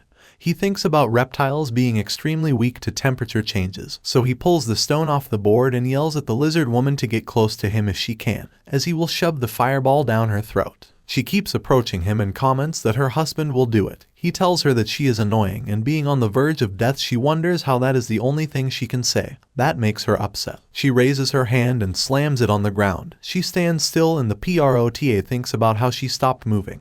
He wonders if she must have run out of strength as he hears her coughing. He approaches and she tells him that he told her that she was strong. He never called her despicable or cowardly, nor did he curse her as a servant of the devil. She tells him that he recognized her and that Iswila is his other half. Even though he is a despicable little human, he was a strong male and tries to say that is why he would make him her husband, but the prayer goes as far as making him her. The prota wonders if she really died as the lizard woman is no longer talking or moving.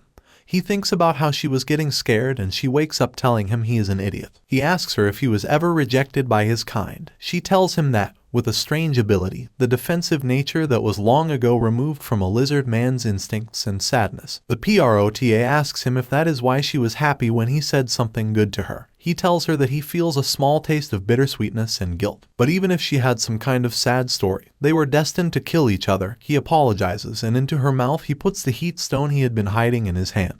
At that moment he gets a notification saying that he has completed the 5th floor of the tutorial Hell difficulty. Another notification comes saying that all status abnormalities and wounds will be healed. Another notification comes saying that he has gained 1000 points as a reward for completing for the first time. Another notification comes saying that he has completed consecutive revenge floors in a single session and for that he has gained 1.000 points as an extra reward. 2 other notifications appear. One says that many gods have a negative view of him and that 3,200 points will be lowered. But the other notification says that many gods have a positive view of him and that is why he has earned 4,700 points. The prota thinks that he has completed the 5th floor and that a notification appears saying that with his player history as a base he will be given additional rewards. Another notification appears saying that many gods have suggested giving him a special skill instead of an additional reward. 74 gods in favor of that and 3 against. A notification appears asking him if he will approve that. He thinks that there is something complicated and that there is definitely something behind that. Since a gift from so many gods, it has to be different from an authority skill. The prota thinks that the last skill he got that way was wisdom from before the time of Babel. It is a good skill, but he has been starting to have more thoughts after talking to the monsters. He thinks about the probability that the gods are giving him gifts as a test and that they are enjoying his reactions as a result, as he doesn't think they are giving him a gift to help him. He realizes that there are more gods in favor than when he received the wisdom from before Babel times, and he thinks it is because that many gods want to give him that new ability. The prota is anxious about the decision he must make. If he rejects the ability, the impression the gods will have of him may do much more. That ability may be unexpectedly good, so he accepts the ability and he gets a notification saying he has achieved summoning the deceased. But it does not tell him what level. He gets a notification describing that the authority of an unknown god who refused to reveal his identity to the challenger. That ability can be used on an object which has the soul of the deceased imprinted on it as a means to revive them for a period of time. That is an authority constrained by a god. He has 5 uses remaining, and as an extra bonus the god of slowness was worried about him. The prota thinks about how amazing it is to be able to revive a dead person. Sarcastically, he thinks about how it's better to forget the game skills, as his new ability was at a miracle level. He thinks about if it was okay for something as amazing as that to appear, and wonders on if it's not completely related to the 5th floor. A green light with a yellow diamond appears above the lizard. He is given the explanation that it is the soul stone of the lizard woman Idalta, the soul stone of the strongest and the most powerful warrior among the lizard men inhabiting the Aden swamp. That stone could sell it in the store window. After reading that, the prota wonders if that is not telling him that he should revive Idalta, because if he does that she will start saying that he is her husband and will come for him. He wonders if they think he is crazy enough to dig his own grave. A notification arrives saying that the god of adventure feels sorry for that actions. The god of dedication has resentment towards him. The god of chaos feels bored and the god of combat condemns him strongly. The prota thinks he should just ignore that and a portal opens. He thinks from any point of view all those gods have a screw loose. So he enters the portal and falls into a field where Kirikiri tells him that trampling on a woman's heart is a very cruel thing to do. Then he tells her to stop and asks her if she wanted to see him mate with a lizard woman. She tells him to pass, and in the place where he was before, two notifications appear. The first one says to please designate the members of his group before entering the 6th stage. And the second notification shows him the current group members where out of 5 people the first one is him. While the prota and Kirikiri eat cake, she tells him that he is probably the first one to have been courted by the 5th floor guardian. She tells him that the reason the gods were interested out of the blue in him was because of a rare event like that. He asks her if she is treating his virginity as a joke, but she tells him to forget that and that there is something he wants to know. He tells her that he has been thinking about it since before, but after the 5th floor he seems more certain. She tells him she can't tell him that and wonders if now Kirikiri is reading his mind too. He remembers that the goblins and lizard men have their own cultures and societies, whether on another planet or dimension. They have their own worlds or if they were created based on an existing world, and for those worlds there is some tutorial happening outside the Earth too. He tells her that he has managed to understand that after seeing her attitude. The POTRA tries to tell her what he thinks are the monsters that have appeared on Earth, but seeing that she is silent without wanting to answer his doubts, he tells her that he won't say anything more. Kirikiri tells him that he was just saying his own conjectures, so it doesn't matter, but if he tries to get information based on her reactions, she will start acting differently too. He tells her that he understands and thinks that something like that is what happened the other time.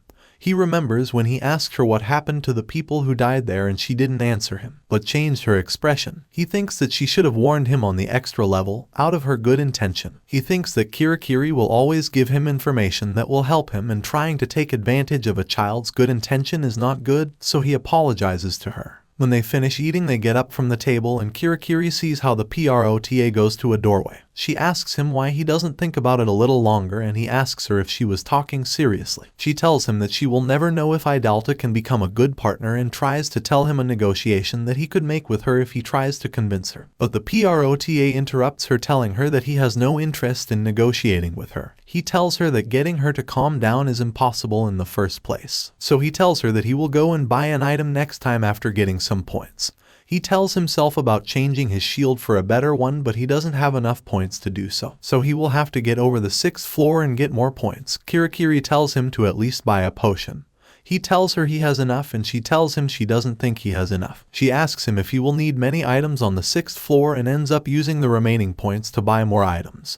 They say goodbye and she tells him to take care of himself. She also tells him that he better come back quickly, although she doubts that this will happen. The prota wonders how difficult can be the 6th floor, but the answer is given immediately by himself when he realizes that it is something that he has to discover. He arrives to the 6th floor and sees the notification that he must designate the members of his group before entering the 6th stage. He sees that in the part where it says the current members of the group there is only him and there must be 5 people. The prota realizes that out of nowhere he needs a group of 5 people, and that was crazy.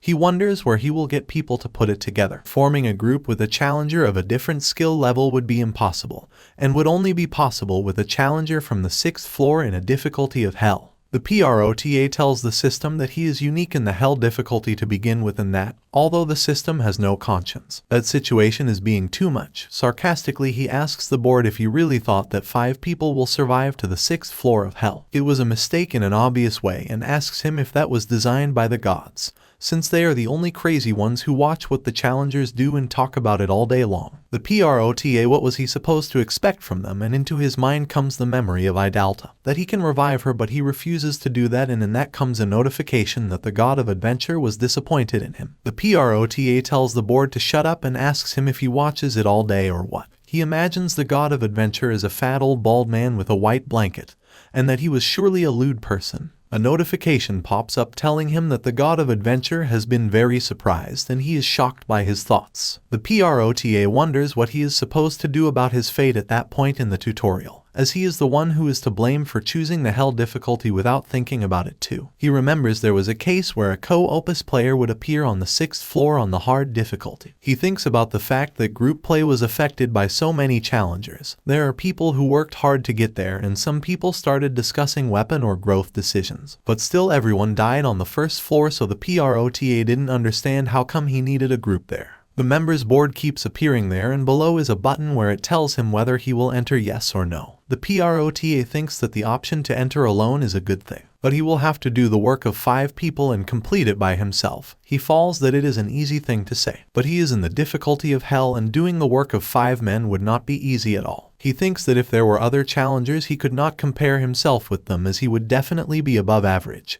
or at least that was what his confidence was telling him. He remembers that Kirikiri told him that he can get a special authority skill because of the specialties that the god of slowness has. If it wasn't for that, he wouldn't have managed to get that authority in the first place. He thinks it's okay, because the god of adventure granted him an authority because he felt nervous that the god of slowness gave him one. The PROTA had never felt that his skills were not enough after getting used to battles. His judgment, creativity, concentration, response, adaptability, reaction speed, perseverance, and tenacity. He had become stronger in every aspect, but still he wondered if he was able to do the job of 5 men in the difficulty of hell.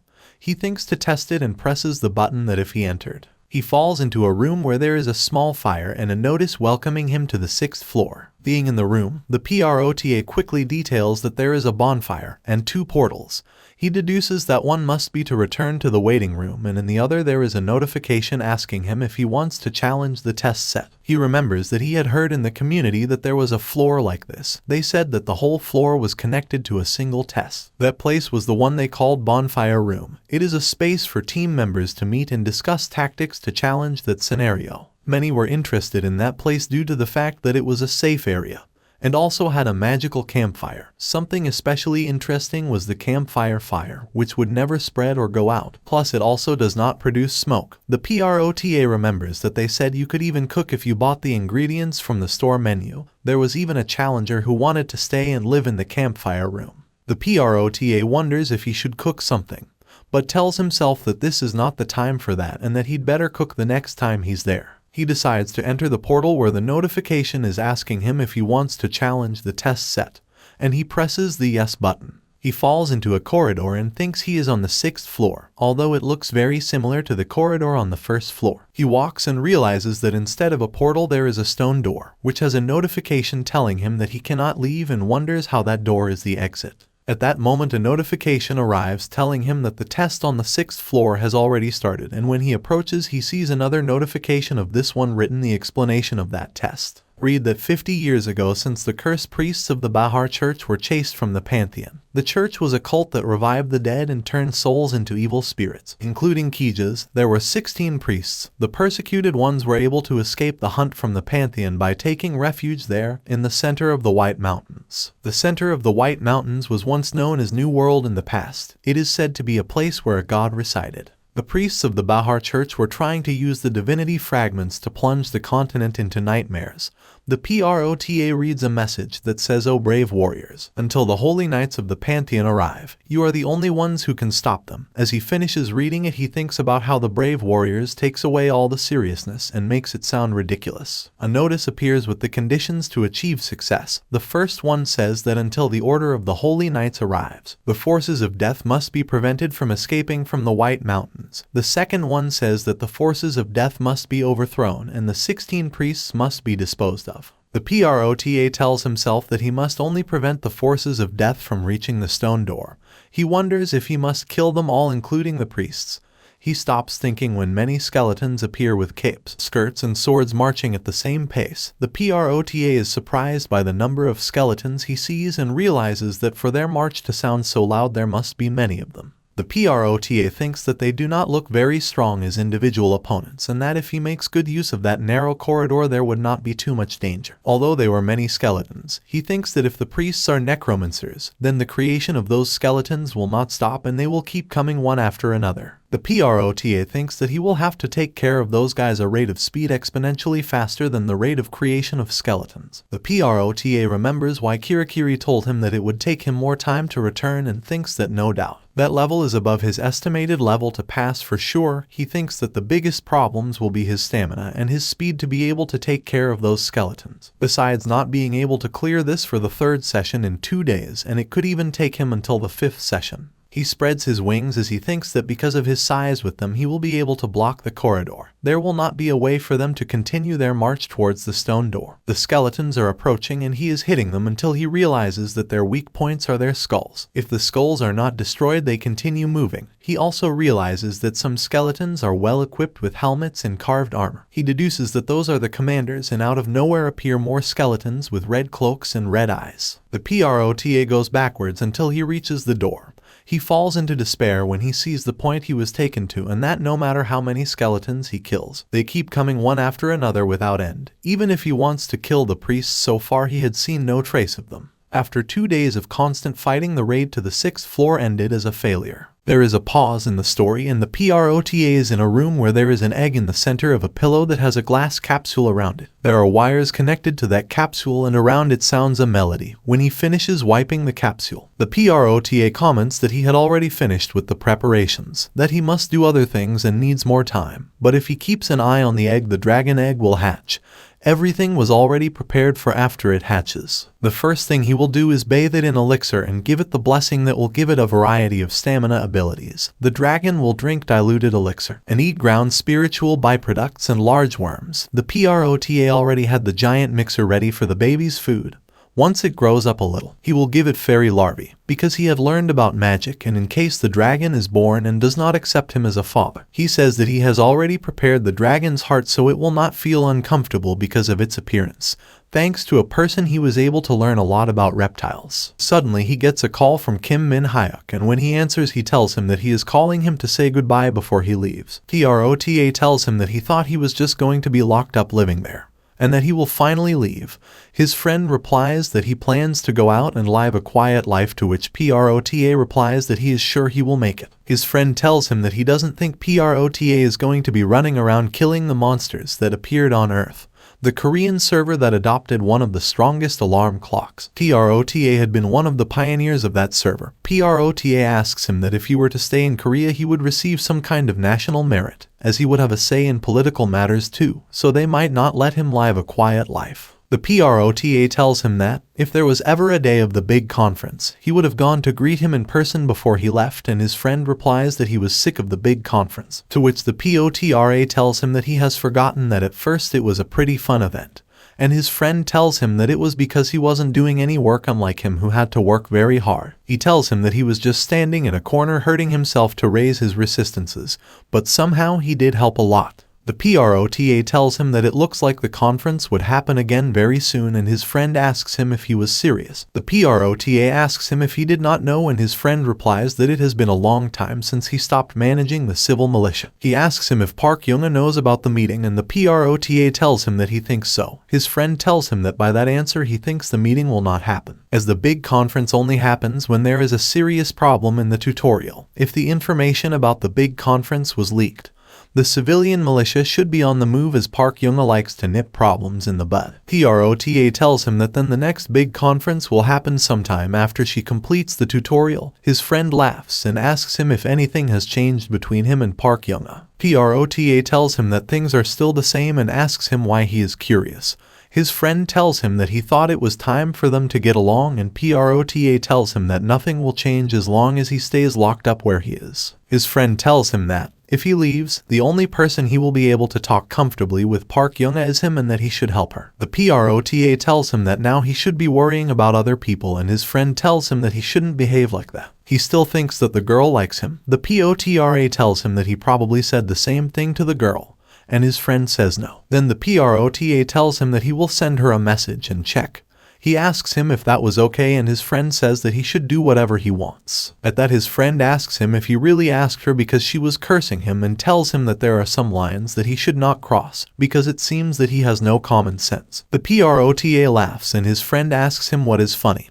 Besides asking him if he was drugged, the PROTA tells him that his resistance is too much of a drag to be drugged and tells him that he will talk to Park Young later. His friend tells him that if the big conference were to happen he could meet the new guy.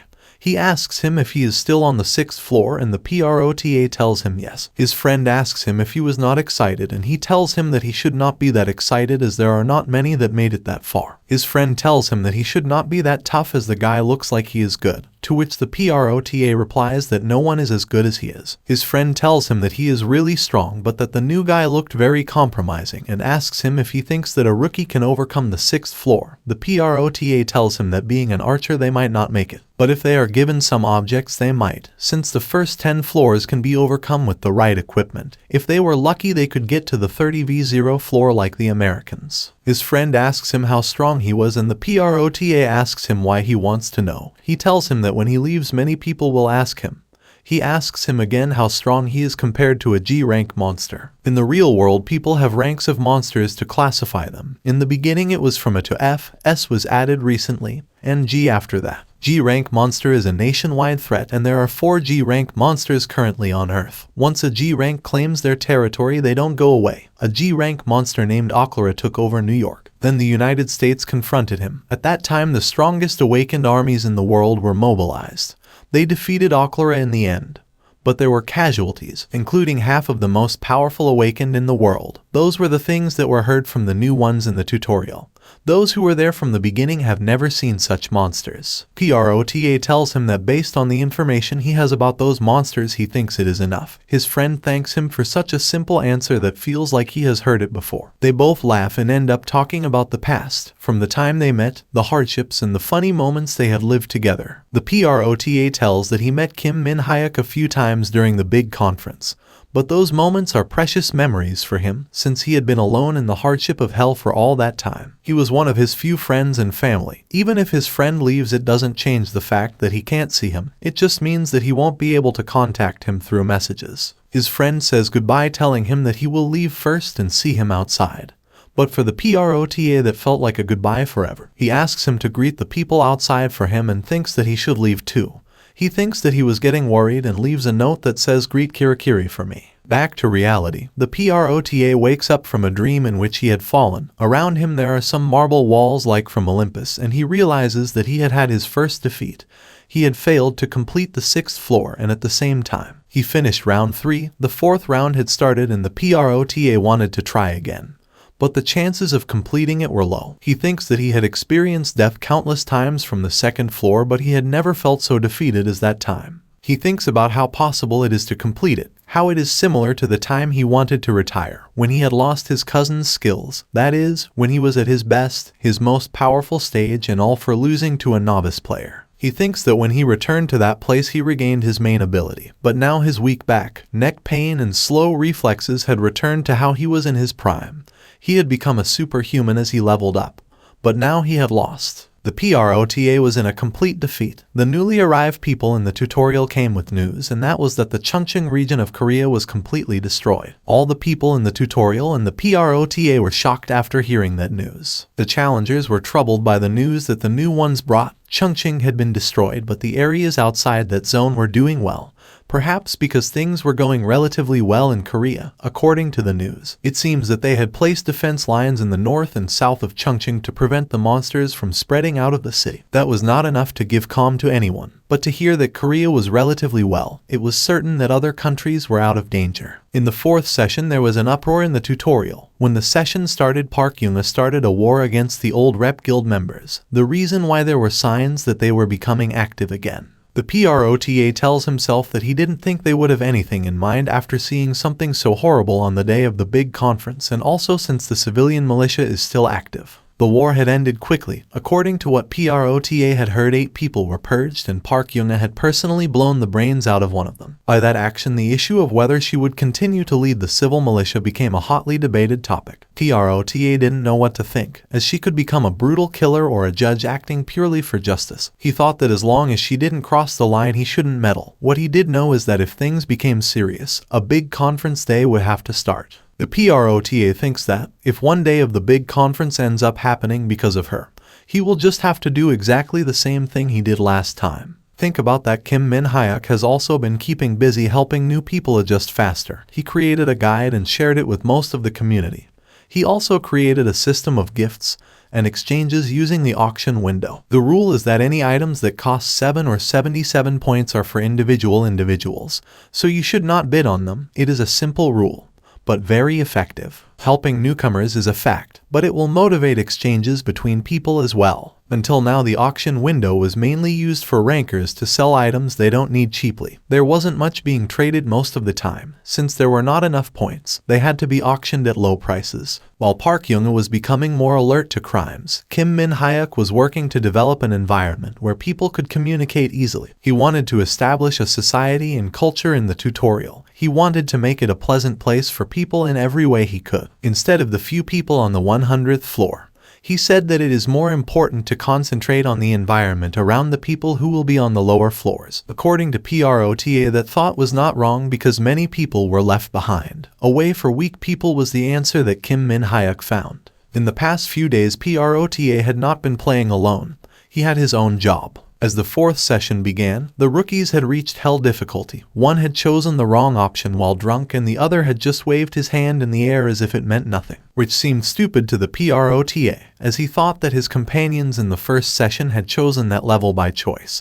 They wanted to do that level, although the PROTA was the only one to survive. Still, PROTA taught the newbies everything he knew about the difficulty hell, taught them how to avoid, and gave them growth guides of different types. The PROTA was giving them lessons from the community board when he explained that for now the important thing was to overcome the first trap. They had agreed to contact each other when they were in the waiting room and tells them that soon they should receive a message. The rookie who had chosen the hell level as anything was nervous as he was dodging the arrows, as they were very fast and he could not see them. The PROTA asks him what he means by not being able to see them, and the man replies that he had somehow managed to survive when he had fallen by accident, and asks the PROTA what he was supposed to do against something like that. At the end of the day, one of them could not get back and the other had gone crazy. The PROTA was disappointed, as he had gone out of his way to teach them, although deep down he had expected something like that to happen. Stressed by the situation, the PROTA wonders what he is supposed to do to save the people who end up in the hell difficulty. The POTRA explains to the one who had gone crazy to stay waiting in the waiting room. When the waiting time is over, he tells him to try to hold it in front of the portal. The PROTA tells him that he will send him food in the next session, but the last one gave up on challenging him, and the POTRA came to the conclusion that humans are very mentally weak beings. The guy would have to stay 30 days in the portal eating dried meat and water. Then he would stay a few days in the waiting room and then another 30 days in front of the portal. He might have to spend his whole life that way. Kim Min-hyuk was working to bring other challengers from the lower floors to the higher floors, but when it comes to the difficulty hell, it was all in vain. The PROTA thinks that there is nothing more to do and he must walk his own destiny. He arrives at the campfire room and thinks about how the 6th floor must be completed while eating some marshmallows.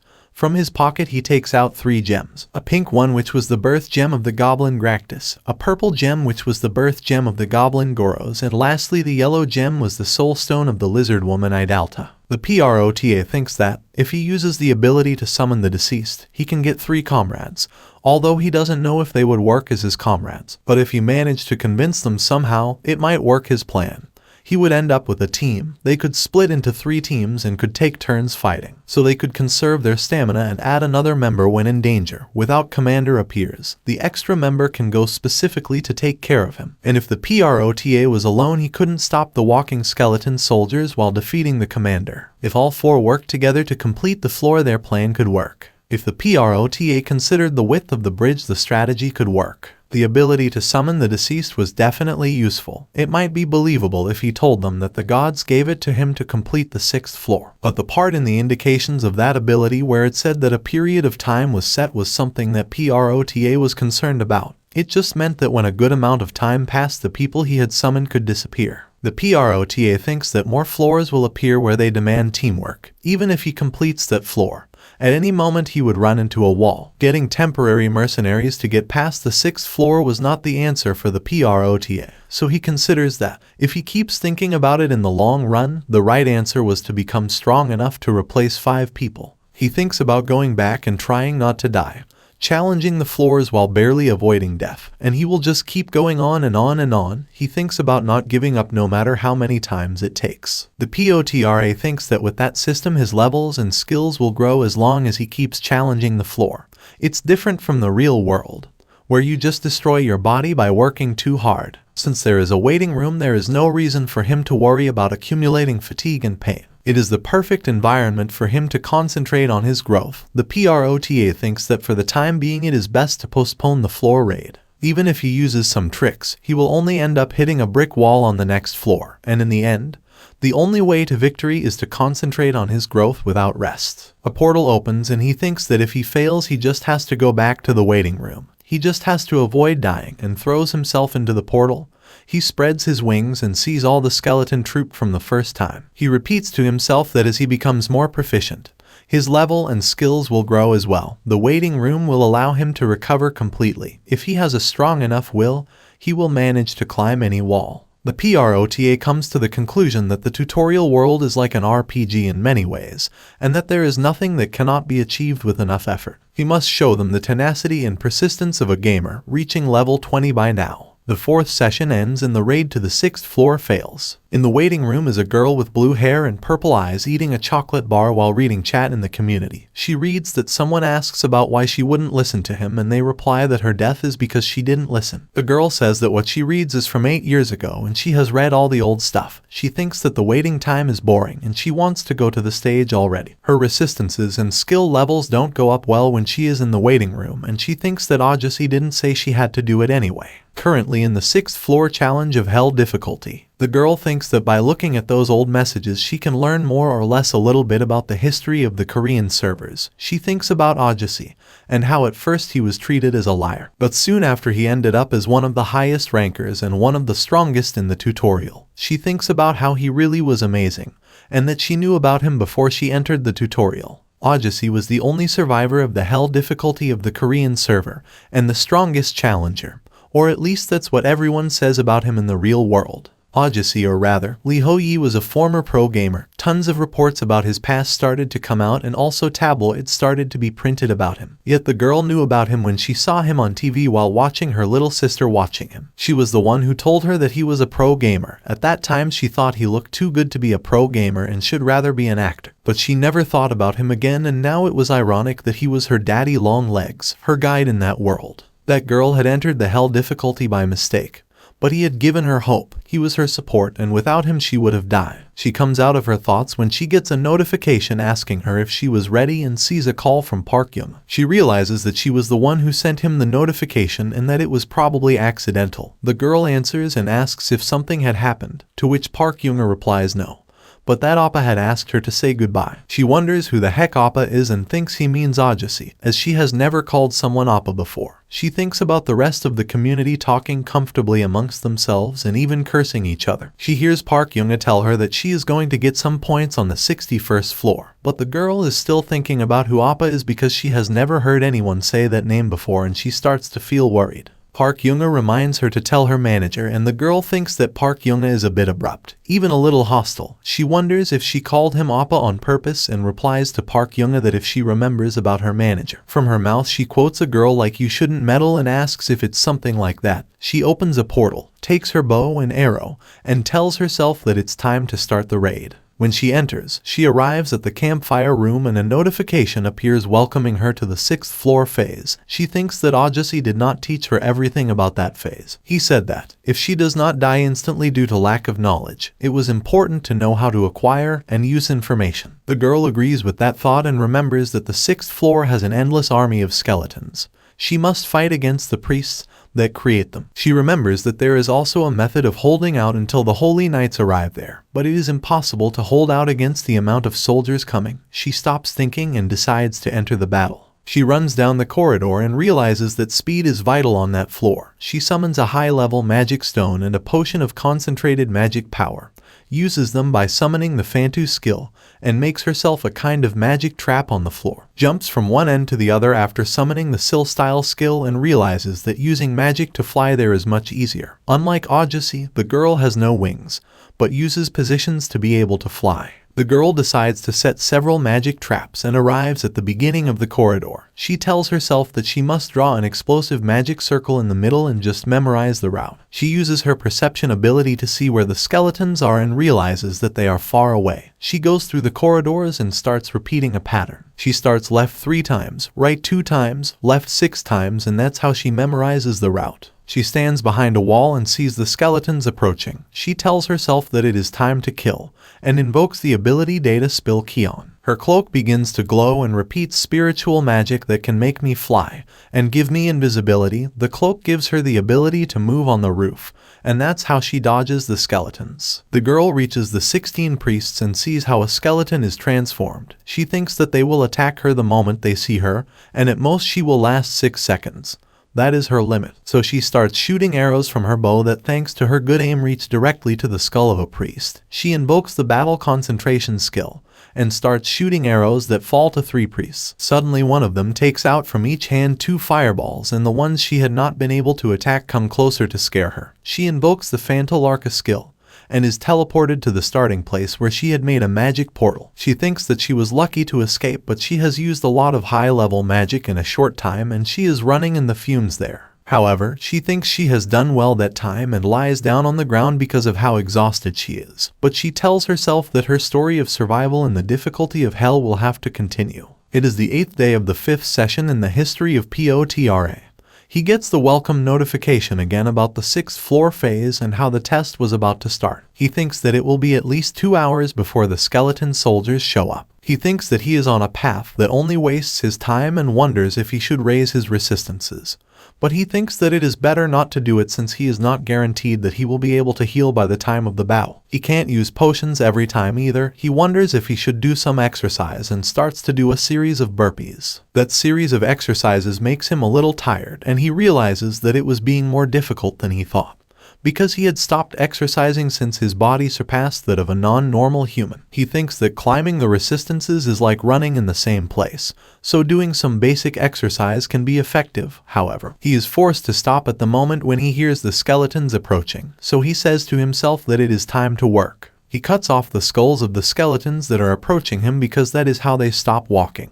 He receives a notification telling him that he has leveled up. His strength has increased by 1 point, as well as his stamina, his magic power, the shield arts skill, and the melee skill. But another notification appears telling him that he had failed the 6th floor test. Remember how someone once asked a muscular, blonde-haired, high-ranking player of a popular RPG game if it didn't get boring to hunt every day? The player answered his question with another question. He asked him if living gets boring, and when he got no answer, the player started to relate that life is a routine.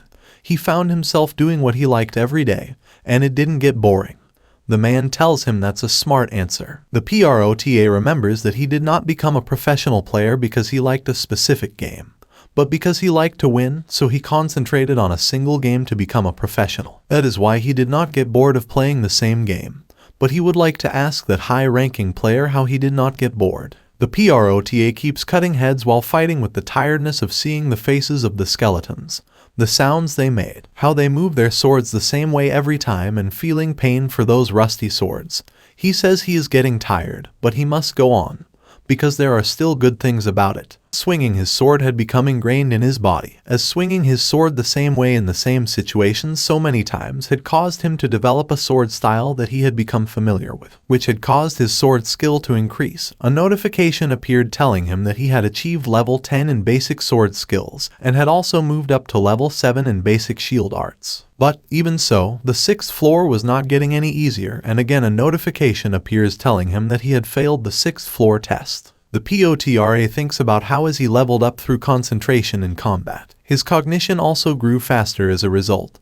He has the memory of when he got the notification that he had leveled up to level 13 in battle concentration. He thinks about how his opponent's movements had become slower, but he had improved to the point where it seems like time stood still. He can only get to that level of concentration for a brief moment. But he has many opportunities to grow, and he is reminded of it by how he has leveled up in different areas. The PROTA makes a war cry that due to its intensity rises to level 2. That cry stuns the skeletons, and it is remembered that, in most games, tank characters have that ability. As a result, their combat value will increase a little, although it is not certain how much. He arrives at the priests and they tell him that death will fall upon him. They point out to him an Azd, who is a knight of death, and tell him that he will be the one who will take him to rest eternally. The bosses began to appear a little further inside. At first they had deceived the PROTA, making him believe that this knight was the final boss. But when he realizes that it is not so, he insults them and stabs that knight. A notification that he had failed the test of the 6th floor appears again. In the middle of PROTA's raid, a fort appeared on the road that made him slow down a bit. It was the skeletons that appeared even stronger on his way. And as a result, no matter which way PROTA went, the salts would still come and open the stone door. He wonders in frustration what he should do, for giving up is not an option. The PROTA manages to hold out for up to 13 days, but the knights did not appear.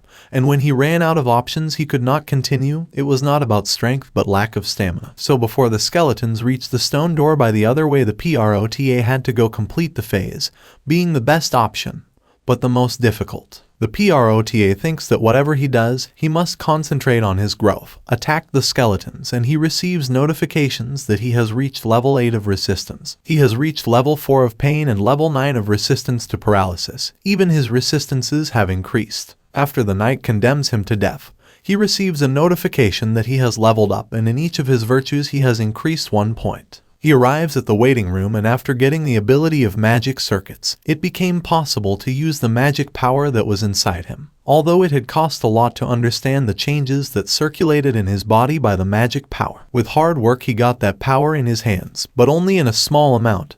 He realized that if he sent the magic power to his muscles, he had access to explosive physical strength. Practicing several times, the PROTA managed to pass that magic power to his sword, and when he did that, it looked like a blue lightsaber. When that happened, the PROTA liked to call himself the Josian Sword Master, but as the magic power could end, and he had to find some kind of method for that. Returning to battle with the skeletons, one of them exclaims to the servant of a false god, "Witness the strength of the great abyss. The unique and absolute being in that reality will bring salvation to that irrational world." The skeleton sees the PROTA and tells him that he is brave but foolish, that he had taken the wrong path, and that Kijas would send him to his death. Stabs him, and the PROTA appears again in the waiting room, lying on the floor with the notification that he had failed the 6th floor test. It goes back to the part of the story where the PROTA is in a room where there is a capsule that protects a dragon egg. The PROTA is finishing the grimoire of dragon use.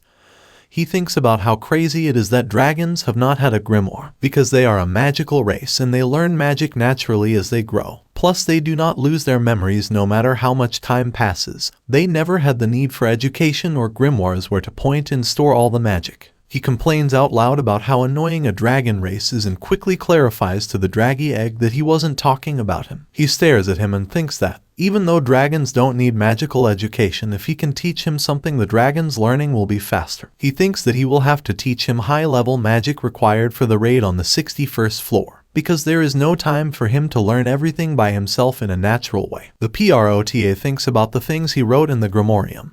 Because he had avoided putting things that a dragon wouldn't need, he filled the notebook with chants and internal magic power. He comes out of his thoughts when he gets a message from Park Yoonga, 90th floor, asking him about his report. He quickly writes her hell difficulty, 60th floor, residential district, all clear, and sends the message. He thinks about if there is any reason why every month he has to report like that and asks her if she is not tired of those reports. She asks him if he wasn't tired of her having to remind him every month. He tells her that he gets a message from her about it because he is always late, so he asks her the reason for her delays. He thinks that she is in a bad mood and that it will be better just to let that brush of words pass. The PROTA apologizes to Park Yoonga and tells him that he just tries not to get too specific on how much time has been going on, and that he likewise tries not to look too much at the messages that come to him, as it seems he has been in there for a long time and feels he may become mentally ill again. He tells her that his medications are not working anymore, but it is all a lie. She apologizes to him and tells him that she did not know he felt that way. Tells him that he should not write her monthly reports anymore and will ask a certain person when she needs to hear from him. The PROTA thinks that everything went as planned and it was time to get rid of another annoying thing. He asks Park Young-a if he can pass her a message while he is firing Lee Yeon-hee, as he will go to the 61st floor. She asks him what he will do there and he tells her that he has been using too many points so he should get more. She asks him what he wants her to tell her and he proceeds to tell her. He asks her not to forget to tell the administrator and thinks of Kurikri. But Park Young-a tells him that it would be better if that is something that comes out of his mouth. She asks him if the girl is not on the 60th floor and he says yes. Park Young-a tells him that the growth of the blue-haired girl and the bow had reached a safe point. He tells her that Lee Yeon-hee managed to adapt well to the 6th floor and it was praise that she was worried about. He tells the PROTA that it may take some time, but that girl would come to a discovery very soon. He tells her that that girl has talent, not as much as him, but she has. Park Young-a tells her that to overcome the weakness of an archer, Lee Yeon-hee learned from enchanting magic. Those abilities can be activated by giving magic power while saying some incantation like data spill Kion. It is not very powerful and not very modifiable, but it is easy to use and has a short casting time. PROTA tells him that it is easy to learn as well. Originally it was called half-baked magic. However, things have gotten to the point where it is harder to find a traditional mage as opposed to an enchanter mage. Besides that, it is basically a fact that the archer-enchanter hybrid is powerful. PROTA thinks internally that is why he had agreed and gave him his support. To change the subject, the PROTA comments to Park Young-a that he had heard that something was going to happen soon. He asks her how true it is and she tells him that, yes it is. He tells her that people have been talking about it. Although it is not something confirmed yet, she will have to look more into it. He comments that it would be good if it was a big conference day as anything else would be upsetting. She tells him that if it is a big conference day she would not leave him alone. In an annoyed tone she tells him that the civilian militia has been slacking off a lot and he is shocked by what he hears. He tells her that she is killing them with so much nagging and the civilian militia guys had been complaining to him for several days now. She asks him about who and he writes down their names in a message he passes them. He thinks he is sorry but he can't afford to die. Park Young-a tells her that Kim Min-hyuk was gone too, and the PROTA tells her that now she will have to play the role of the mother for now too. She is dumbfounded by what she hears and tells him that she can't do that. The PROTA thinks about how he doesn't think they can replace Kim Min-hyuk because Park Young-a doesn't trust anyone anymore. He thinks about how he should stop him when he said he wanted a divorce and she tells him that no one expected him to leave the moment he got that deal. They hang up the call and the PROTA thinks about how ironic it is that the person giving dating advice was the same person who ended up in a divorce and leaving out of the game. The PROTA walks around the room a bit and thinks back to the grimoire, that what he had written down should be enough but that anyway after the dragon hatches he should continue to find out more information about magic. He goes over to see the egg and wonders what color the dragon will be, as they used to be black, gold or red. He tells her to watch the house while he goes to get some money. He summons some guards to take care of the egg because that baby and the PROTA were the only ones on that floor and he didn't want to leave him alone. His clone appears and tells the PROTA that he is a main body bastard. He ignores him and gives him his task. The clone tells him that if he remembers that he is in a temporary residence and asks him to put him as the main body. The PROTA denies and thinks that even though that clone is created based on him, he was somewhat weak and malevolent. The clone reminds him that he can read his mind and asks him about who he was calling weak. The PROTA tells him that he will know if anything happens to the egg. The clone asks him not to take his existence lightly, but the PROTA ignores him and bids him farewell. The PROTA had created that clone to complete the 61st floor, but unfortunately he was unable to complete that floor and his clone had become useless. But he used it to guard his house.